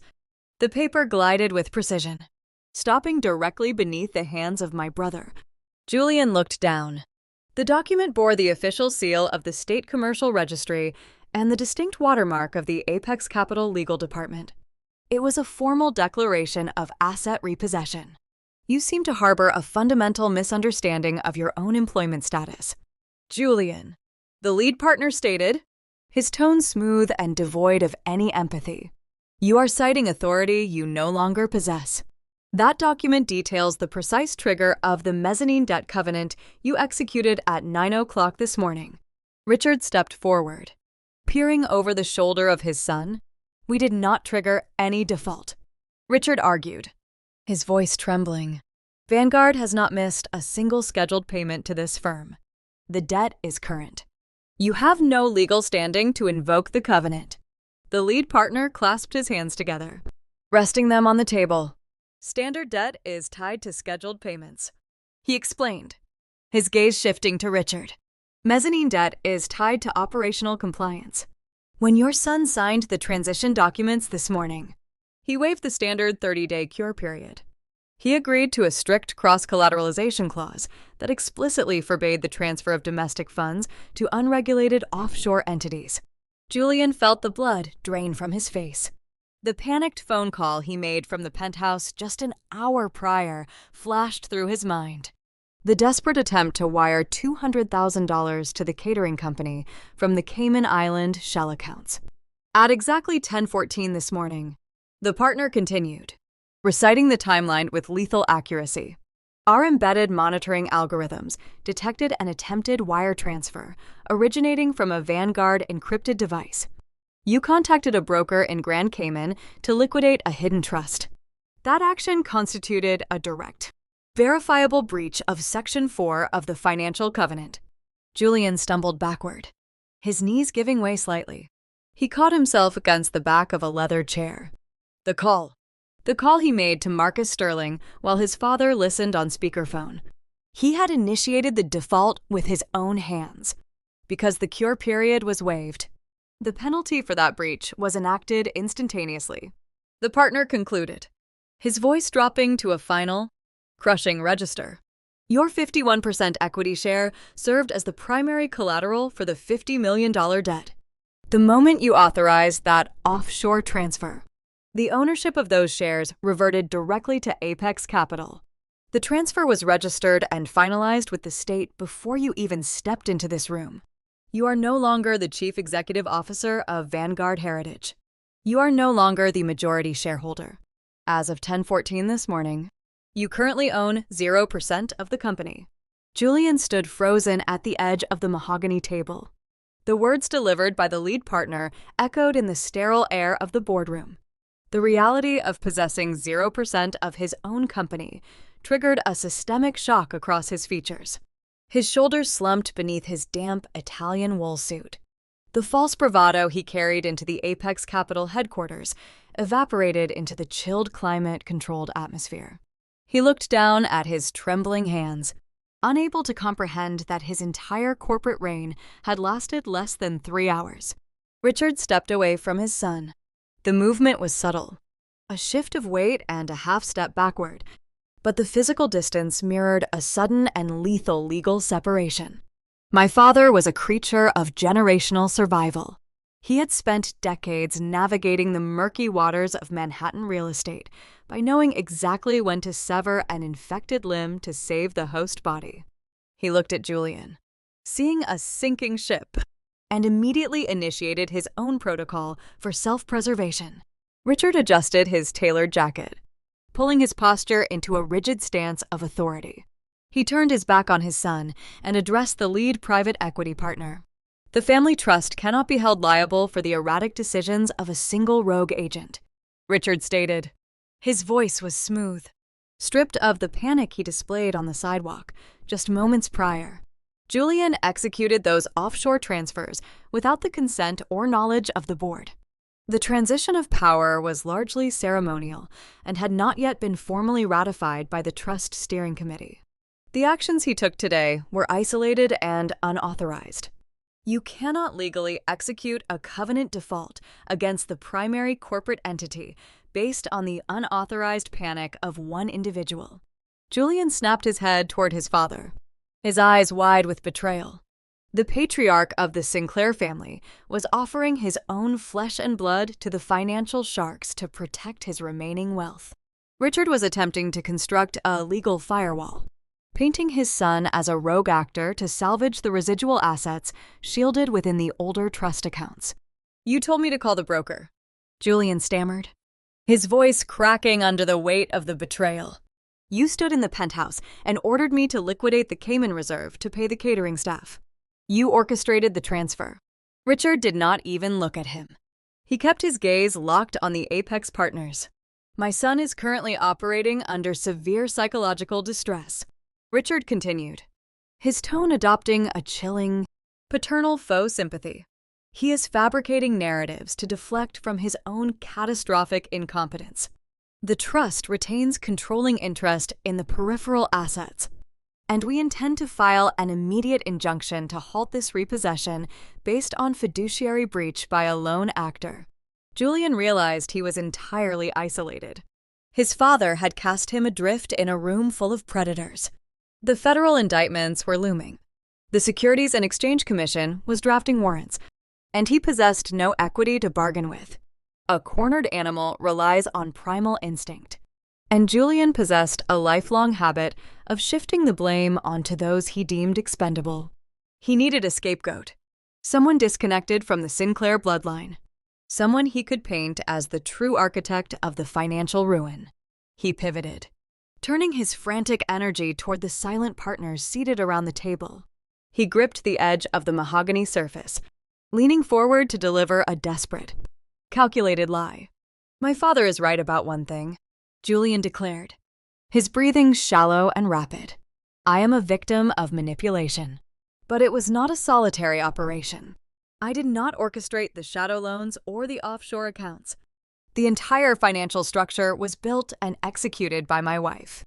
I sat at the head of the table, resting my hands on the cool slate of my tablet. I watched Julian spin his fabricated web, a desperate man attempting to construct a parachute out of thin air. Maya used her status in the art world to court unregulated lenders. Julian continued, gaining momentum as he built his false narrative. Her gallery was failing. She needed massive infusions of capital to maintain her lease in Chelsea and secure those European exhibitions. She leveraged the Sinclair name without my consent. She initiated the bridge loans using her art inventory as collateral and funneled the cash through offshore entities she controlled. I was blinded by trust. I signed documents she placed in front of me, believing they were standard gallery appraisals. She is the one washing money through the Cayman Islands. She is the architect of the fraud. Julian scanned the faces of the Apex partners, searching for a flicker of belief. He leaned heavily into the classic tropes of deception, framing the African-American woman he married as an ambitious outsider who infiltrated his wealthy family to drain their resources. He assumed his elite audience would easily digest a story about a manipulative gallerist exploiting her wealthy husband. He assumed Maya was currently shivering on the wet pavement outside the condemned Vanguard building, oblivious to the fact that he was constructing a federal cage around her name. If you want the mastermind behind the covenant breach, Julian concluded, wiping a bead of sweat from his temple, you need to subpoena Maya. She holds the ledgers. She holds the offshore routing keys. I am willing to testify against her in exchange for corporate leniency. The silence in the boardroom stretched, thick and heavy. The private equity partners did not take notes. They did not nod in agreement. They simply stared at him, their expressions unreadable masks of corporate indifference. Julian's chest heaved as he waited for his fabricated lifeline to hold. The mechanical hum of the electronic tracks broke the quiet. The heavy, frosted glass doors at the far end of the boardroom slid open. Julian turned around, expecting to see Apex security guards arriving to escort him from the premises. Instead, the air left his lungs in a sharp, audible gasp. Maya stepped across the threshold. She did not look like a woman stranded in a rainstorm. Her emerald green designer gown was immaculate. Her posture was razor straight, radiating an aura of untouchable, lethal grace. She walked the length of the boardroom, her heels clicking a rhythmic, predatory cadence against the floorboards. She bypassed Julian entirely, not offering him a single glance. She stopped at the head of the table, turning to stand shoulder to shoulder with me. The two women the Sinclair men had routinely underestimated and marginalized now formed a united front at the center of their destruction. Julian opened his mouth, but no sound emerged. His vocal cords paralyzed as the reality of the situation crashed over him. His wife was not locked outside the perimeter. She was standing behind enemy lines, allied with the executioner. I picked up a sleek black remote control resting beside my tablet. I pressed a single silver button.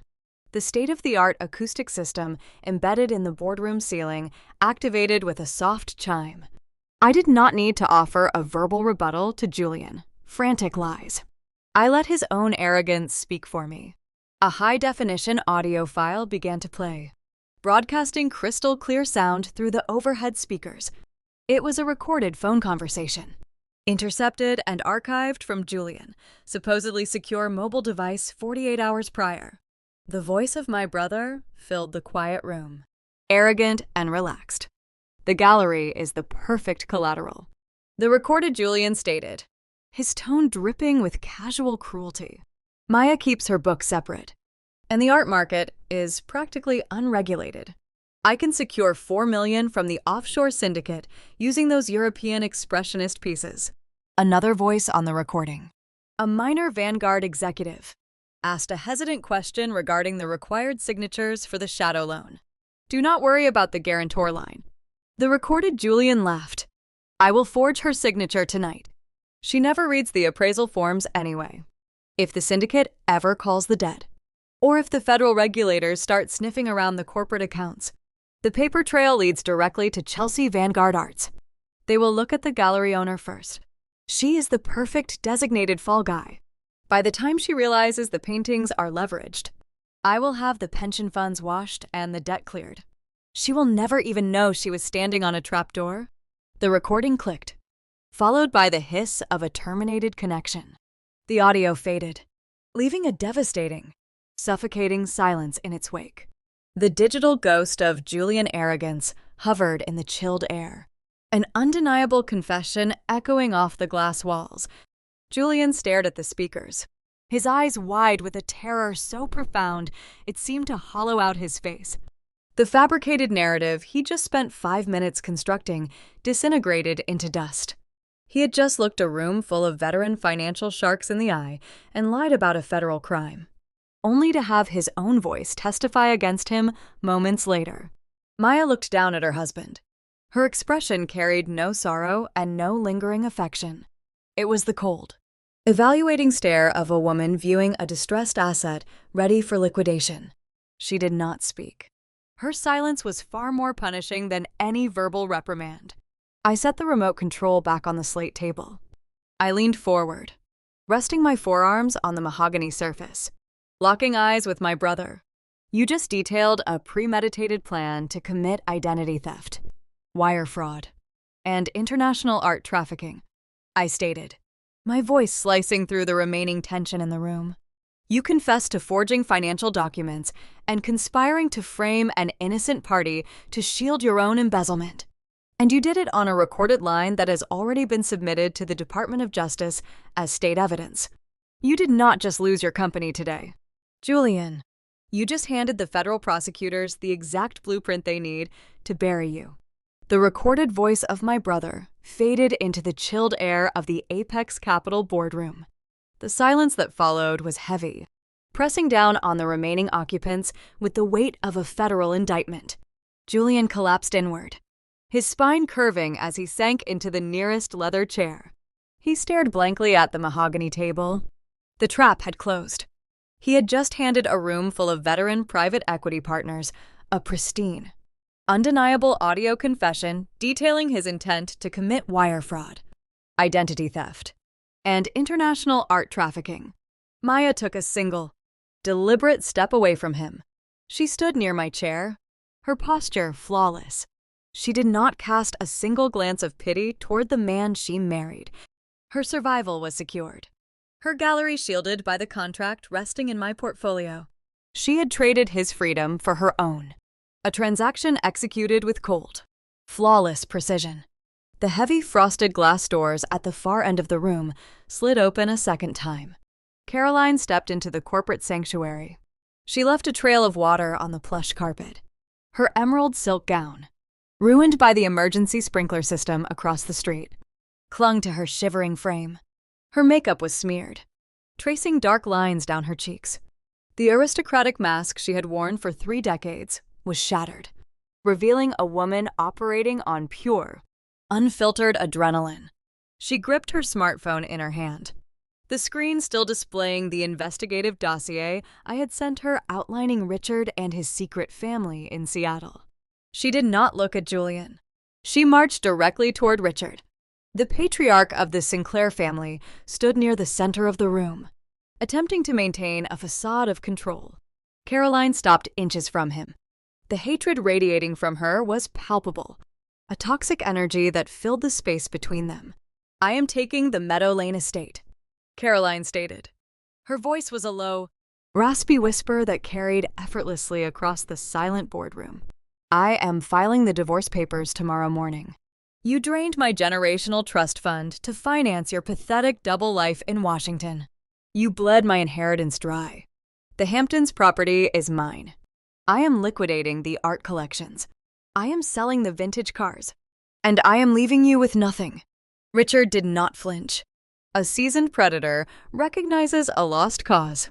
And he understood his marriage was an unsalvageable casualty of this afternoon. He adjusted his tailored lapels, his expression hardening into a mask of pure financial calculation. He turned his attention away from his furious wife and focused on the 6 Apex Capital partners seated around the table. My father was a relic of a bygone era, a man who believed the legal architecture of American wealth was impenetrable if built correctly. He viewed the Vanguard heritage collapse as a temporary setback, a singular lost battle in a much larger war. You can keep this failing real estate firm, Richard announced, his voice steady and laced with his signature arrogance. Vanguard Heritage is a sinking ship, navigated by an incompetent captain. He gestured dismissively toward Julian. abandoning his only son to the federal authorities without a second thought. If my son forged safety documents and embezzled pension funds, he will face the consequences of his own erratic behavior. The corporate entity is yours. Richard placed his hands on the back of a leather chair, projecting the aura of a man who still held the winning hand. But you will not touch us. Richard continued, his gaze sweeping across the silent executives. The Sinclair name extends far beyond a single commercial development firm. Vanguard is an isolated limited liability company. American corporate shield laws are very specific. The failure of the business does not pierce the corporate veil. My private stock portfolios, my offshore holding accounts, and the family trust remain entirely walled off from this disaster. Caroline stood taller, her vanity temporarily overriding her rage. She aligned herself with Richard logic, clinging to the shared illusion of their personal wealth. He is right, she added, glaring at me. You engineered a clever little trick today. Valerie, you embarrassed us in front of the investors and you stole the company. But we are still wealthy. The Meadow Lane estate in Southampton is held in a private, irrevocable trust. It is untouchable. We are returning to the Hamptons tonight. We will hire a team of ruthless defense attorneys, and we will spend the next 5 years burying Apex Capital in retaliatory litigation. You have won nothing but a condemned building and a scandal. I listened to their coordinated defense. It was a fascinating display of generational delusion. They stood in the wreckage of their own empire, soaked in rainwater, their family unit fractured beyond repair. Yet they still believed their bank accounts elevated them above the laws of gravity. They assumed the wealth they hoarded in their private sanctuaries would insulate them from the execution I had designed. I did not offer a verbal argument. Debating with arrogance is a waste of oxygen. I preferred to let the ink on their own contracts do the talking. I tapped the screen of my tablet. The motorized projector recessed in the ceiling hummed to life. The heavy blackout blinds on the floor-to-ceiling windows automatically lowered, plunging the boardroom into a cool, cinematic darkness. A high-definition beam of light cut through the air, illuminating the large glass presentation screen mounted on the far wall. The projection displayed a single, heavily redacted legal document. It was the executive transition package Julian had signed at 9 o'clock this morning. The same stack of paperwork he blindly authorized while checking his luxury watch, eager to get to his inauguration brunch. I scrolled past the standard transfer of corporate authority. Stopping on page 47, I highlighted a specific, dense paragraph of legal text in bright yellow. Let us review the mechanics of your impenetrable corporate veil, I stated, my voice echoing in the darkened room. In order for Julian to assume the title of Chief Executive Officer this morning, he required unilateral authority over the Vanguard network to facilitate a seamless transition. Richard, you signed a proxy mandate at 8:15 this morning. You granted Julian temporary, sweeping power of attorney over the Sinclair family trust to execute the handover. Richard narrowed his eyes, staring at the illuminated text. That was a standard administrative procedure, he countered. It was meant to authorize the transfer of voting shares. It did not grant him the right to liquidate personal assets. I tilted my head, offering him a cold, sterile smile. It granted him the legal authority to bind the trust to any contract required to secure the corporate hierarchy. I corrected. At 9 o'clock, Julian signed the mezzanine debt covenant waiver to prevent Apex Capital from calling the $50 million loan due immediately. He was desperate to keep the firm afloat for his party. Shadow lenders do not grant waivers without collateral. I tapped my tablet again, zooming in on the highlighted clause. Julian did not just leverage the commercial properties, I explained, watching the realization slowly dawn on my father's face. Vanguard lacked the necessary equity to cover the waiver. The contract demanded a secondary guarantor. Read the cross-collateralization clause. Richard stepped closer to the screen. His eyes darted back and forth across the projected text. The legal jargon was dense, but the implications were undeniable. Because Julian held your proxy, I continued. narrating the exact terms of their ruin. His signature legally bound the Sinclair Family Trust as the secondary collateral to cure the debt default. He pledged the private stock portfolios. He pledged the remaining offshore holding accounts. And, most importantly, he pledged the physical deed to the Meadow Lane estate in Southampton. Caroline let out a sharp, breathless gasp. She looked at Julian, who was still slumped in his chair, staring at the floor. He had traded their private sanctuary for a few hours of artificial glory. When Julian breached the covenant at 10:14 this morning by attempting to wire funds from the Cayman accounts, I stated, maintaining a steady, unrelenting cadence. The default protocol activated instantly. Apex Capital did not just repossess Vanguard heritage. We repossessed the collateral. The color vanished from Richard's face. The silver-haired patriarch looked frail, the years suddenly catching up to him in a matter of seconds. The impenetrable shield he had relied upon his entire life was a mirage. His own son, blinded by ego and incompetence, had signed away the foundation of their wealth. "You cannot take the house," Caroline whispered, her voice trembling. "It is our home." It was a leveraged asset, I corrected, prioritizing precision over empathy. "And it currently belongs to my holding division." I reached into my leather folio and retrieved 2 crisp, white envelopes. I slid them across the mahogany table. They stopped near Richard's hands. "The legal department at Apex Capital is highly efficient," I announced.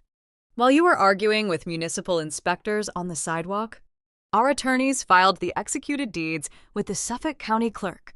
The transfer of ownership is finalized. Local law enforcement has already been dispatched to Meadow Lane. The foreclosure and eviction notices have been pinned to your wrought iron gates." Caroline stared at the envelopes, her hands shaking. "The estate is currently being locked down by private security," I concluded, my tone dropping to a lethal, quiet register. "The locks will be changed by midnight. Your vehicles have been impounded. The accounts are frozen. You have nowhere to retreat, nowhere to hide, and nowhere to sleep tonight. You are officially homeless." The crushing silence returned to the boardroom, thick and suffocating. The execution was flawless, severing their final tie to the elite world they worshipped. But the legal maneuvering was merely the prelude. The sudden, chaotic wail of approaching federal sirens pierced the thick glass windows, echoing up from the Manhattan streets below, signaling that the true nightmare was just arriving at the front door. The wail of the federal sirens grew louder, bouncing off the concrete canyons of the financial district and piercing the thick acoustic glass of the Apex Capital boardroom. The ambient noise of the approaching convoy signaled the absolute end of the Sinclair dynasty. Julian stood frozen at the edge of the mahogany table. The sheer magnitude of his ruin crashed down upon him, crushing the last remnants of his manufactured executive persona. He possessed no equity to trade, no offshore capital to hide behind, no residential sanctuary to retreat to, and no future. The polished veneer of the luxury real estate developer dissolved entirely, leaving behind nothing but a cornered, feral animal stripped of its teeth. He looked across the long expanse of the polished wood. His gaze bypassed the private equity partners and locked onto me. His chest heaved, his breathing turning into ragged, shallow gasps. His knuckles turned bone-white as he gripped the edge of the table. A guttural sound, something between a desperate sob and a primal snarl, ripped from his throat. Julian did not issue a verbal threat. He lunged. He scrambled onto the center of the conference table, his ruined, waterlogged leather shoes slipping against the smooth mahogany surface. He scattered digital tablets, crystal water pitchers, and leather folios in his frantic wake. Water dripped from his soaked Italian wool suit, leaving dark, muddy stains across the pristine wood. His eyes were wide, bloodshot, and fixed entirely on my throat. He intended to inflict physical damage, driven by a blinding rage that bypassed any remaining logic. I did not flinch. I did not push my ergonomic chair backward, nor did I raise my hands to defend myself. I sat perfectly still, observing his uncoordinated scramble with the detached fascination of a scientist evaluating a dying insect. The 6 senior private equity partners seated around the perimeter of the room mirrored my calculated stillness. They did not shout, and they did not scramble for the exits. The lead partner simply picked up his porcelain coffee cup, moving it a few inches to the left, out of the path of Julian flailing wingtips. Men and women who dismantle international conglomerates for a living do not react to the temper tantrums of a failed heir. True power absorbs chaos without breaking a sweat. Julian closed the distance, extending his trembling hands to grab the tailored collar of my blazer. He never made contact. The heavy frosted glass doors at the far end of the boardroom did not just open. They shattered inward, off their magnetic tracks, rebounding against the wall stops with a deafening crack. A synchronized flood of dark navy windbreakers stormed the executive sanctuary. These were not the standard corporate security guards tasked with checking visitor badges. Bright yellow letters spelling out the acronym for the Federal Bureau of Investigation spanned across their backs. Tactical agents from the white-collar crime division moved with ruthless, practiced efficiency. They operated on the comprehensive digital dossier I had transmitted directly to the Department of Justice earlier that morning. A flawless map of every felony committed under the Vanguard banner. 2 frontline agents intercepted Julian mid-lunge. They grabbed him by the leather belt and the soaked collar of his bespoke jacket, hauling his body weight backward off the mahogany table. The sudden momentum carried them across the plush carpet. They slammed Julian hard against the floor to the ceiling glass partition overlooking the avenue. The physical impact rattled the thick panes, sending a sharp vibration through the floorboards. The remaining breath rushed out of his lungs in a hollow, painful wheeze. A senior agent drove a tactical knee into the small of his back, pinning him flat against the cold floor. Julian struggled, his cheek pressed against the carpet, his fingers clawing uselessly at the fibers. "You have the right to remain silent," the lead agent announced, his voice a flat, booming baritone that dominated the acoustic space. He recited the Miranda warning with mechanical precision while his partner wrenched Julian's arms behind his back. The cold steel of the handcuffs clicked shut, the ratcheting sound biting into the expensive, wrinkled Italian wool of his sleeves. "Julian Sinclair," the agent continued, tightening the restraints. "You are under arrest for federal pension embezzlement, multiple counts of wire fraud, and the intentional forgery of municipal safety documents resulting in severe public endangerment." Richard watched his only son get pressed against the glass like a common street criminal. The silver-haired patriarch adjusted his lapels, taking a deliberate step away from the chaotic scene. He attempted to deploy his signature aristocratic immunity, a lifelong habit of assuming consequences only applied to the lower tax brackets. He believed the government raid was focused solely on the rogue chief executive officer, intending to sacrifice Julian to preserve his own freedom. "Officer," Richard stated, projecting a calm, commanding tone meant to reestablish order in the room. "My son clearly acted outside the scope of his corporate authority today. I will contact my retained legal counsel immediately to arrange his bail hearing. Please remove him from this building so we can conclude our private financial negotiations." The lead agent did not look at Julian. He released his grip on the cuffs, letting the junior agents handle the prisoner. He turned his imposing frame toward Richard. He reached into his tactical vest and withdrew a second set of folded legal documents, heavily stamped with the blue seal of the federal court. "Richard Sinclair," the agent said, stepping directly into the personal space of the patriarch. "You are not arranging bail for anyone this evening. You are under arrest." The shock registered on Richard's face. A sudden, visible fracture in his lifelong delusion. The color drained from his cheeks, leaving his skin a pale, sickly gray. He raised a trembling hand, shaking his head in a pathetic display of denial. "There is a mistake," Richard stammered, the polished exterior cracking wide open. "I am merely the chairman of the family trust. I had no operational role in the building development protocols or the employee pension accounts. My signature is not on those ledgers. The Department of Justice disagrees. The agent countered, unfolding the federal warrant and holding it up to the light. We possess verified, unredacted ledgers detailing decades of systematic tax evasion, illegal offshore asset concealment, and your direct accessory involvement in the structural forgery across the street. We have a cooperating witness prepared to testify regarding your hidden holding companies. Put your hands behind your back. For the first time in his privileged, insulated life, Richard faced an authority he could not bribe, intimidate, or fire. A primal panic overtook him. He resisted. A rigid, desperate refusal to comply with the order. Two secondary agents stepped forward without hesitation. Grabbing his arms, they forced him to turn around, bending his wrists backward with calculated force. The patriarch let out a sharp cry of pain, his knees buckling slightly under the physical pressure. The secondary set of steel handcuffs snapped locked, securing his wrists together.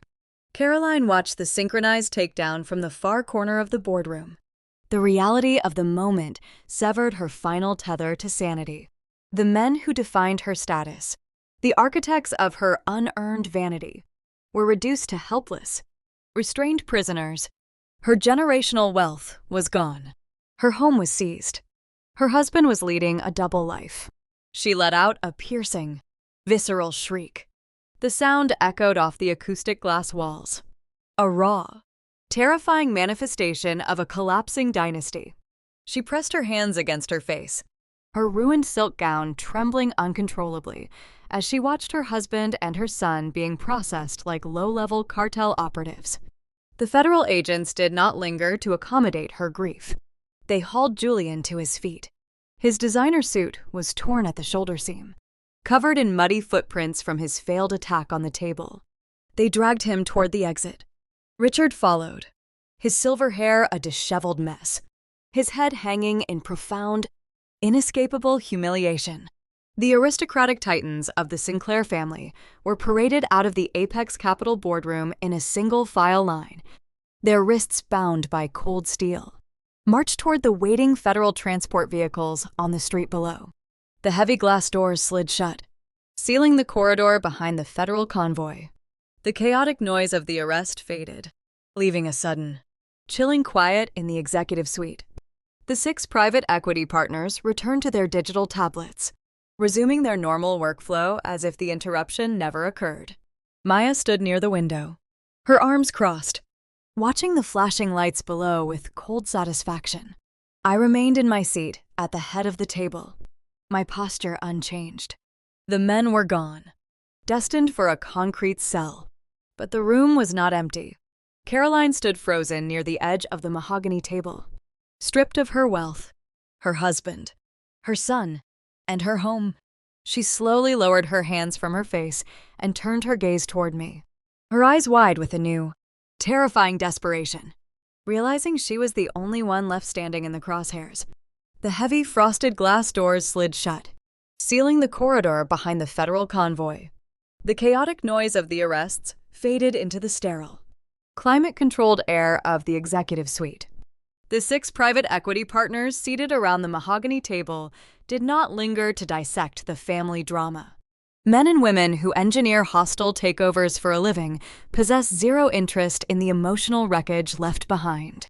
They gathered their leather folios, checked their luxury watches, and filed out of the room one by one. To them, the Sinclair dynasty was just another distressed asset successfully liquidated before the closing bell. The boardroom emptied, leaving only 3 women standing in the aftermath of the execution. The vast mahogany table bore the physical scars of the afternoon. Puddles of rainwater and mud from Julian ruined shoes stained the polished wood. Digital tablets and overturned crystal water pitchers lay scattered across the surface. Caroline Sinclair stared at the empty space where federal agents had just dragged her husband and son away in cold steel handcuffs.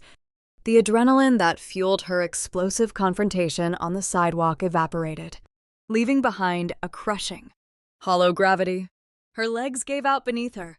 She sank into the nearest black leather chair, her posture crumbling, The soaked emerald silk of her designer gown clung to her shivering frame.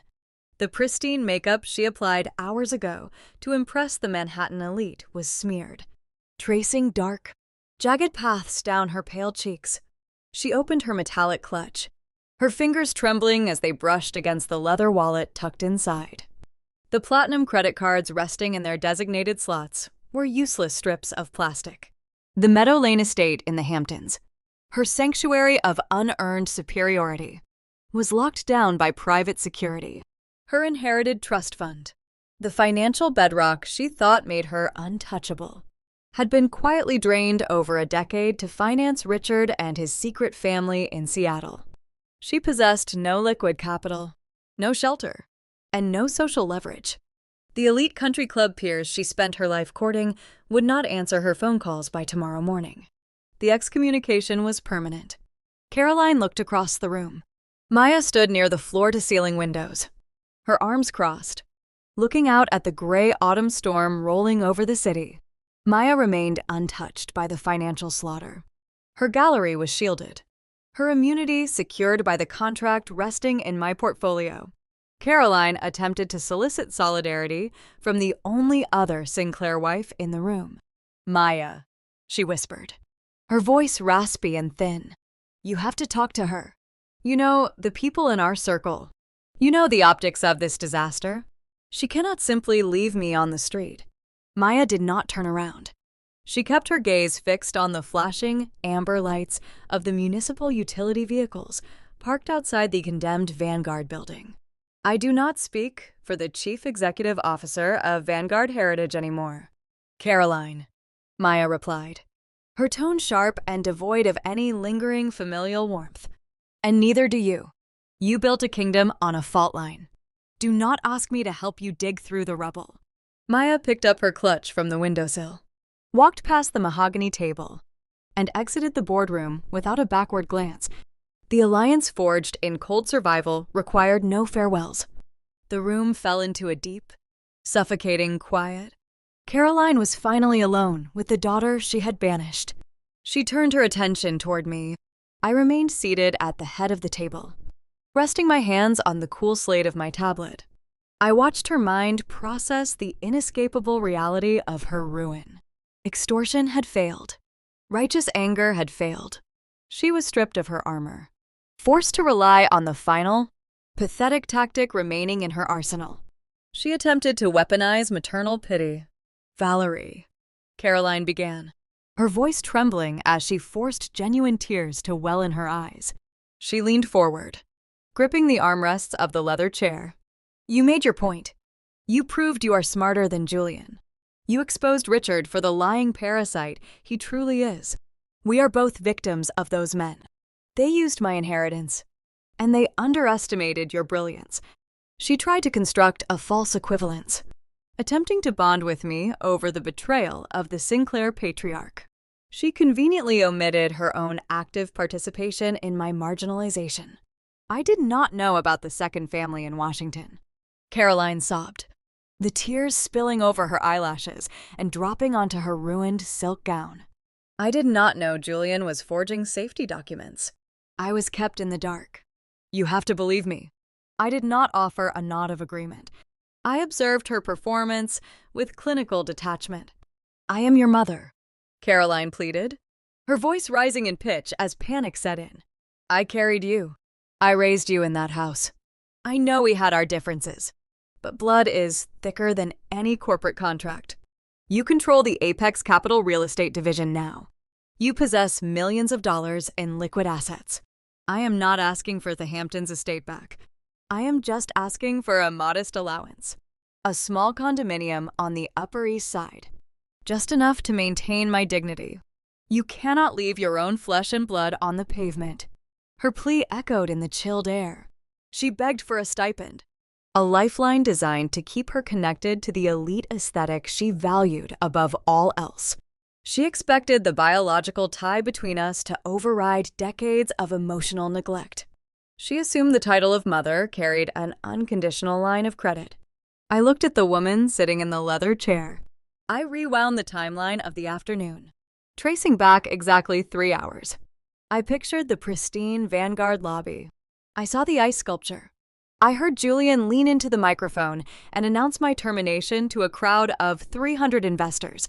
And I saw Caroline sitting at the VIP table, holding a crystal flute of vintage champagne, offering a triumphant, cruel smirk as her daughter was publicly humiliated. There was no maternal instinct present at 1:00 this afternoon. There was only the ruthless protection of her chosen hierarchy. I reached into the inner pocket of my tailored charcoal blazer. I did not withdraw a leather checkbook. I did not pull out a platinum corporate card.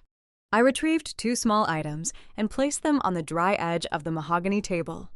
The first item was a yellow, plastic, prepaid transit card used for the city subway system. The second item was a folded white receipt printed on cheap thermal paper. I pressed my index finger against the items and slid them across the polished wood. They stopped inches from her trembling hands. Caroline stared down at the cheap plastic and the thermal paper, her brow furrowing in profound confusion. "I am a forensic auditor. Caroline," I stated, my voice slicing through the lingering echoes of her tears. "I evaluate assets based on their verifiable return on investment. The biological connection you are currently trying to leverage yielded 0 returns for 32 years. You did not raise me. You tolerated my presence until you found an excuse to discard me." She opened her mouth to argue, but I raised a hand, silencing her. "Pick up the paper," I instructed. Caroline reached out with shaking fingers and picked up the printed receipt. She read the text, her eyes widening in horror as the logistics of her new reality settled in. "That is the address for a mid-range, extended stay motel located deep in the borough of Queens," I explained, maintaining a cold, unyielding cadence. "It is a working-class neighborhood, situated directly beneath the flight path of the commercial airport. You will not find valet parking, and you will not find a concierge." She looked up at me, her mouth hanging open, unable to comprehend the sheer drop in her socioeconomic status. Queens was a territory she only saw through the tinted windows of a town car while driving to a private aviation terminal. "I paid for exactly 7 nights in advance," I continued, detailing the strict parameters of her survival. "The transit card holds enough fare for a single subway ride to get you there. 7 days is the standard legal timeline granted to evicted tenants to secure new employment and alternate housing." "Valerie, you cannot do this," Caroline gasped, dropping the receipt onto the table as if the paper burned her skin. "I have no marketable skills. I have not worked a conventional job in 40 years. I will not survive in a place like that. You will adapt," I replied, my tone devoid of any sympathy. "Or you will fail. The outcome is no longer my concern. The ledger is balanced." I picked up my tablet and my leather folio, standing up from the head of the table. I looked down at the broken matriarch of the Sinclair Empire. The execution was flawless, the hostile takeover complete. I needed to deliver the final psychological blow, the precise phrase required to close the loop on the afternoon. "After those 7 nights, your survival is your own responsibility," I said, ensuring my voice carried the exact same chilling resonance Julian had used hours ago. I turned away from the table, walking toward the shattered glass doors of the boardroom. "Security will escort you out." I walked out of the boardroom, leaving the ruined matriarch to the strict protocol of the Apex Capital security detail. I did not look back. I navigated the quiet, carpeted corridor leading back to my private office. The adrenaline of the hostile takeover was fading, replaced by the crisp, clear focus required for the aftermath. A corporate execution is only half the battle. Securing the newly acquired territory is what separates a temporary victory from a permanent empire. I pushed the heavy door of my office open. The room was dark, illuminated only by the glow of my computer monitors and the ambient gray light filtering through the rain-slicked windows. Maya sat on the sleek leather sofa near my desk. She had not left the building. She waited in the quiet sanctuary of my workspace, her posture still radiating that lethal grace. Her emerald silk gown looked untouched by the chaos that consumed her former family just an hour prior. She held her metallic evening clutch, resting on her knees. We were not friends. We had never shared secrets over coffee or bonded over holiday dinners. But sitting in that quiet room, we were the only two survivors of the Sinclair wreckage, connected by a shared understanding of predatory survival. I walked behind my desk and unlocked the reinforced bottom drawer. I retrieved a thick, blue legal folder bearing the official insignia of the federal court system and the Apex Capital Compliance Division. I stepped around the desk, approached the sofa, and handed the heavy file to her. Maya opened the cover. Her eyes tracked across the dense, legal typography. She did not rush. She reviewed the documents with the meticulous, evaluating gaze of a seasoned gallerist authenticating a rare canvas. The paperwork inside represented her salvation. I honored the terms of our emergency negotiation without a single alteration. The top document was a finalized corporate shield injunction. It legally severed Chelsea Vanguard Arts from the toxic shadow loan Julian had secured using her forged signature. I utilized the vast capital reserves of my firm to absorb the lien, paying off the offshore syndicate and clearing the debt before the federal regulators could seize her inventory. The second document was a signed, irrevocable immunity agreement from the Department of Justice.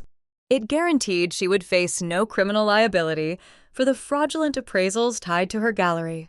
She checked the municipal seals and the signatures of the federal prosecutors. Only when she verified every single stamp of approval did the tension finally leave her shoulders. She let out a slow, measured breath, closing the blue folder and placing it carefully into her clutch. You execute your promises with terrifying efficiency, Valerie, Maya stated. Her voice was smooth, carrying a note of genuine professional respect. I expected you to drain the Vanguard accounts today. I did not expect you to orchestrate a coordinated federal raid and seize your parents' primary residence in the same afternoon. I sat down in the armchair opposite the sofa. Crossing my legs, Julian and Richard built their authority on the assumption that they were the smartest men in every room they entered. I replied, they treated you as a decorative accessory designed to elevate their social standing.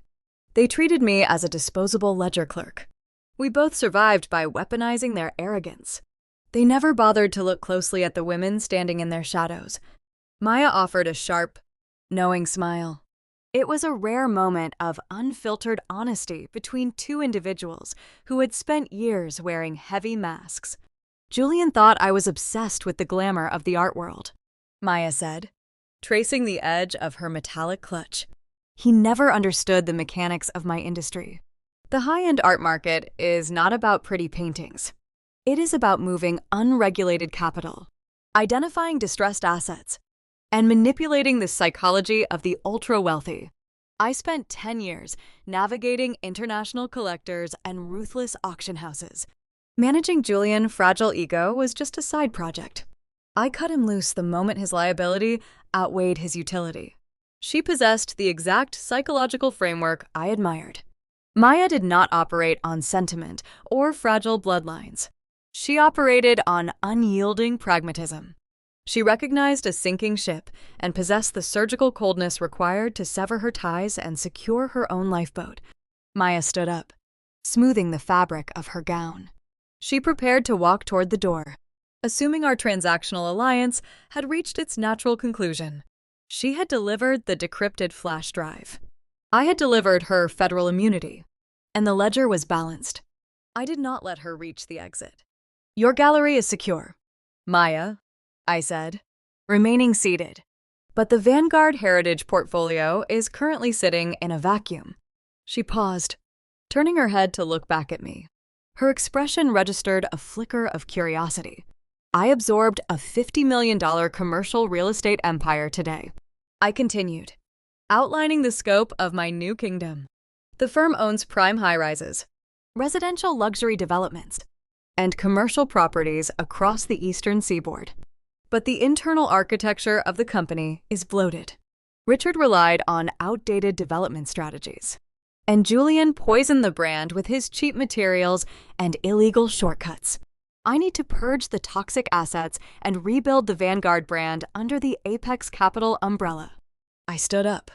Walking over to my desk, I picked up a fresh, pristine leather folio I had drafted while she was waiting in the room. I carried it to the glass coffee table, separating us, and placed it down. I am a forensic auditor, I explained, tapping the leather cover. I excel at dismantling financial structures, tracing hidden capital, and executing legal takeovers. But I do not possess the aesthetic intuition required to court the elite demographic that occupies these luxury properties. I know how to seize a skyscraper, but I do not know how to curate the interior to justify a record-breaking lease agreement. Maya turned fully around, her eyes locking onto the leather folio resting on the glass. She recognized the pivot. This was no longer a conversation about survival. It was a business negotiation. You just told me the art market is about identifying distressed assets and manipulating the psychology of the ultra-wealthy. I said, that is the exact skill set required to manage a high-tier real estate portfolio. You know how these investors think. You know what they value. You understand the architecture of prestige. I opened the folio, revealing a crisp, multi-page corporate contract printed on heavy bond paper. I slid it across the glass surface. Maya stepped forward, looking down at the bold typography centered at the top of the first page. It was an employment contract. The title printed beneath her full legal name read Chief Acquisitions Officer of the Apex Capital Luxury Real Estate Division. I am offering you a permanent seat at the top of the new hierarchy, I announced, ensuring my tone conveyed the magnitude of the proposition. You retain full ownership of Chelsea Vanguard Arts. You run the gallery on your own time. But during business hours, you manage the physical portfolio we just seized from your husband. You dictate the acquisitions. You curate the properties. And you rebuild the aesthetic foundation of the firm. Maya stared at the contract. The compensation package listed in the financial clause dwarfed whatever allowance Julian had ever provided her. It included a substantial base salary, performance bonuses tied to property valuations, and most importantly, equity shares in the new division. I was not offering her a job. I was offering her a kingdom of her own. The poetic justice of the arrangement hung in the quiet air of the office. The Sinclair men had spent their entire lives excluding anyone who did not fit their narrow, aristocratic mold. They built a towering monument to their own vanity, convinced their bloodline guaranteed their supremacy. Now, the two women they had marginalized and underestimated were standing in the center of their conquered territory, dividing the spoils. We are forging a new empire, I stated, offering her a silver pen. And this one is built on lethal competence, not fragile bloodlines. Maya looked at the pen, then up at me. The stoic, defensive mask she wore since the fire alarm started blaring finally cracked, revealing a predator ready to claim her newly acquired territory. Maya uncapped the silver pen and signed the employment contract. The ink flowed across the heavy bond paper, sealing our new alliance. I left her in the quiet sanctuary of my office, allowing her the space to review the rest of her new real estate portfolio. My role in the executive suite was finished. The digital architecture of the Vanguard collapse was secured on the servers. The legal transfers were filed with the state registry. Now, I needed to witness the physical execution of my design. I walked out of the suite and stepped into the elevator. The descent from the 42nd floor was silent. A brief suspension between the clinical warfare of high finance and the raw reality of the streets below. The stainless steel doors parted at the lobby level. I bypassed the security desk and pushed through the revolving glass doors, stepping out into this fading Manhattan afternoon. The rain had stopped, leaving the asphalt slick and reflective under the glow of the streetlights. The crisp autumn wind carried the smell of wet exhaust and damp concrete. Across the avenue, the scene remained a portrait of displaced entitlement. The 300 elite guests, the venture capitalists, the hedge fund managers, and the socialites were still stranded on the sidewalk. Their luxury sedans and private drivers were caught in the gridlock caused by the police barricades. They shivered in their ruined designer clothing, huddled together behind the yellow caution tape. They complained bitterly about the damp chill, the ruined catering, and the sheer indignity of standing on a public curb. I did not avoid them. I crossed the avenue, my heels clicking a steady, rhythmic cadence against the wet pavement. As I approached the police line, the murmurs of the crowd began to shift. Heads turned. Whispers rippled through the gathered elite. They recognized me. They remembered the quiet sister standing near the ice sculpture just 3 hours ago. The woman Julian had publicly humiliated and fired. They expected me to look defeated, or perhaps to offer a gloating smile. I offered them nothing but a cold, evaluating stare. I walked past the shivering billionaires and ducked under the yellow police tape. The municipal inspectors and the uniformed officers did not stop me. They recognized my credentials. I walked up the wide, shallow steps of the Vanguard Heritage high-rise and stopped on the landing, turning around to face the crowd and the street. The neon orange condemnation notices glared against the glass doors behind me. The Flagship tower stood dark and silent, a hollow shell of my family legacy. But securing the deed through a mezzanine debt default was only a singular step in my blueprint. A structurally compromised skyscraper is a profound corporate liability.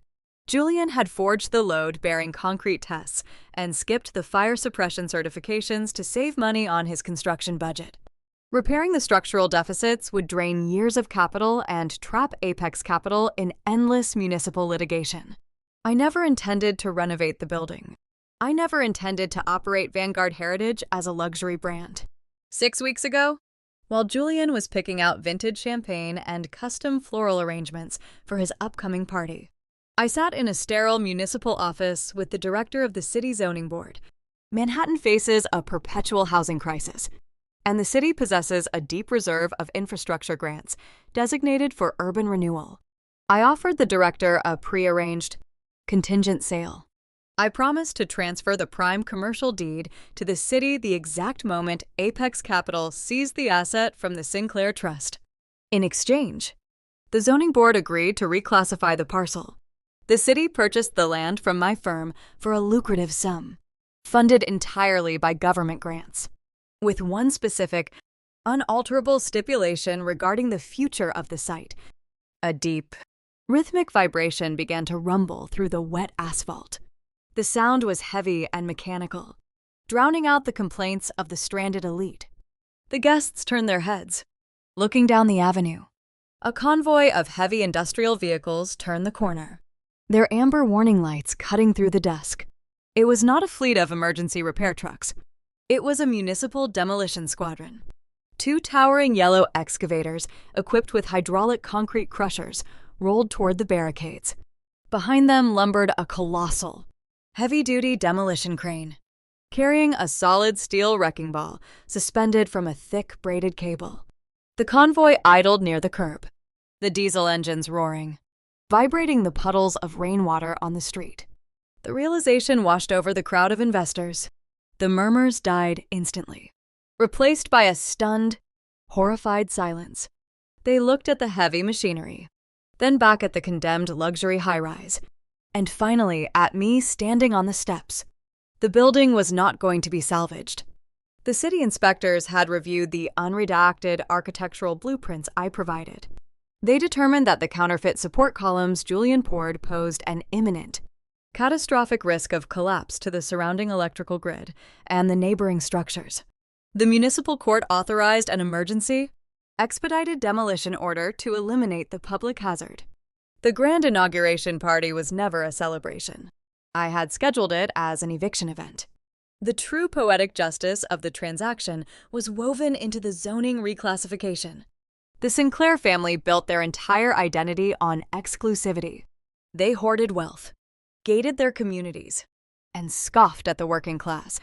This prime real estate, the crown jewel of their arrogant empire, was not going to be replaced by another bank headquarters or a luxury condominium.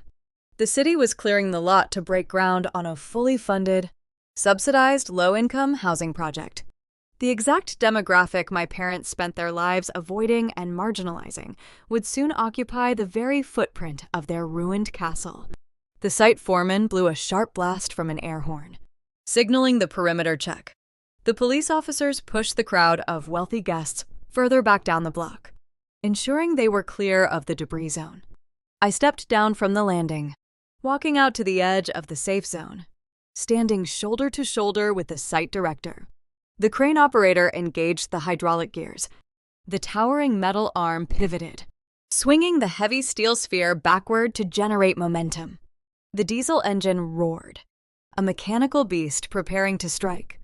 The steel ball arched through the gray sky, cutting a swift path toward the grand entrance of the Vanguard Tower. The impact was deafening. The solid steel struck the imported Italian marble facade directly above the revolving doors.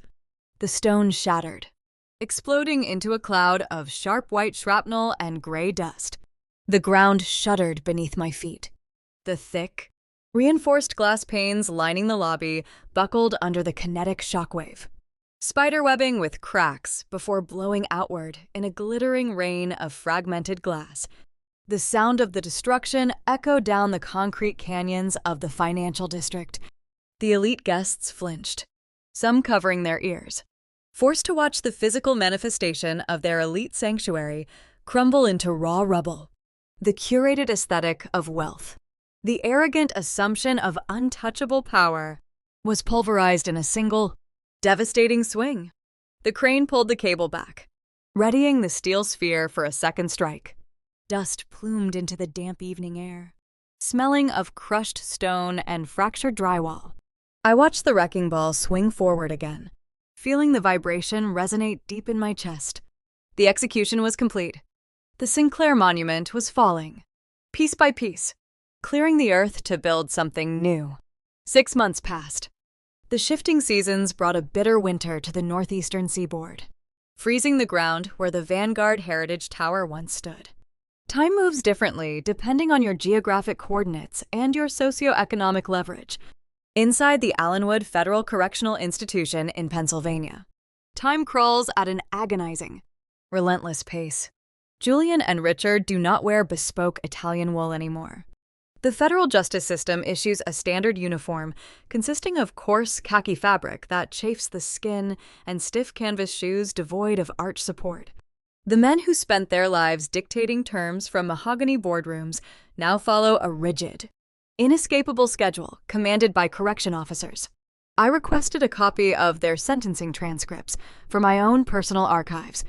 The federal judge showed zero leniency during the trial.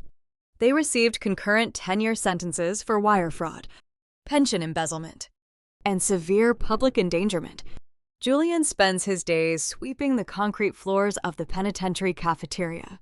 The man who orchestrated grand champagne inaugurations and demanded vintage reserve wine now scrapes dried oatmeal off plastic institutional trays. He is stripped of his expensive hair products, his designer watches, and his unearned authority. He answers to a numerical sequence printed in black ink on his chest. His fragile ego shatters daily under the harsh fluorescent lights of the cell block. He has to ask permission to eat, to sleep, and to walk outside into the fenced exercise yard. The delusion of his invincibility died the moment the heavy steel doors locked behind him. Richard resides in a neighboring sector of the same prison. The patriarch who funded a secret second family using his wife's inherited wealth lost his entire empire in a single afternoon. The federal asset forfeiture protocols seized the Seattle property within a week of his arrest. The younger woman in Washington packed her bags and vanished the moment the checking accounts froze, taking the remaining untraceable cash with her. Richard sits in a tiny concrete cell, staring at a stainless steel toilet, possessing over a decade to calculate the exact cost of underestimating the daughter he pushed aside. There are no manicured golf courses. There are no private aviation terminals. There is only the relentless, echoing clang of closing gates and the cold reality of a ruined legacy. The exile of Caroline Sinclair unfolded on a different, yet equally punishing, stage. The elite circles of Manhattan operate with a ruthless, efficient immune system. The moment the federal indictments dropped and the Hamptons estate went into foreclosure, her social peers eradicated her from their address books. She was no longer a wealthy matriarch hosting charity galas. She was a toxic liability. Caroline did not survive her 7 days in that mid-range Queens motel by securing a miraculous bailout. She survived by facing the brutal mechanics of poverty. Today, the woman who used to berate catering directors over the temperature of her caviar stands behind a generic cash register at a suburban home goods retailer. She wears a stiff polyester vest bearing a corporate logo. She spends 8 hours a day standing on an anti-fatigue mat, scanning barcodes under harsh overhead lighting. Customers speak down to her, dismissing her with the same casual cruelty she weaponized against service workers for 30 years. Her hands, once soft and adorned with platinum rings, are dry and calloused from handling cardboard shipping boxes. Last week, a woman wearing a familiar designer coat walked through her checkout lane. It was a former associate from her country club. The woman did not recognize Caroline in her polyester uniform. The sting of that invisibility cuts deeper than any physical wound. Caroline returns every night to a cramped, drafty studio apartment located above a noisy intersection. She has no trust fund to fall back on. She lives in perpetual exile, forced to serve the exact working-class demographic she spent her entire life mocking. In stark contrast to the Sinclair ruin, the territory we claimed flourished beyond initial projections. Maya adapted to her role as Chief Acquisitions Officer at Apex Capital with terrifying fluidity. She treated commercial real estate with the same cutthroat precision she utilized in the international art market. She understood that wealthy investors are driven by psychology, exclusivity, and fear of missing out on a pristine asset. Within 6 months, Maya exponentially grew the Apex real estate portfolio. She divested the toxic properties Julian had acquired, shedding the liabilities with surgical efficiency. She identified vulnerable commercial zones across the city and transformed them into high-yield luxury spaces. She walks through the corridors of our headquarters, projecting undisputed authority. The male executives who initially questioned placing a fine art gallerist in a high-finance role were quickly silenced by the staggering profit margins she generated. She negotiates contracts with a cold, evaluating stare that strips developers of their leverage before they even sit down at the table. She kept Chelsea Vanguard Arts running, utilizing her newfound corporate leverage to secure exclusive European exhibitions. We operate as a synchronized Apex partnership. 2 women, historically marginalized by arrogant men, now dictate the flow of hundreds of millions of dollars across the eastern seaboard. We did not need their fragile bloodline to succeed. We only needed their blind spots. I stand in my new corner office on the 42nd floor. The aesthetic is strictly minimalist. There are no towering ice sculptures, no framed degrees displayed to stroke a fragile ego. The walls are clear glass and bare slate. A sleek desk dominates the center of the room, holding dual monitors displaying pristine ledgers. The numbers align flawlessly. The revenue streams are robust. There is no toxic debt hiding in offshore shell entities. I walk over to the floor-to-ceiling windows, tracing the Manhattan skyline until my eyes settle on the vacant lot across the avenue. The condemned Vanguard Heritage Building is gone. The rubble was cleared away by heavy transport trucks months ago. In its place, the steel skeleton of a new development is rising against the winter sky.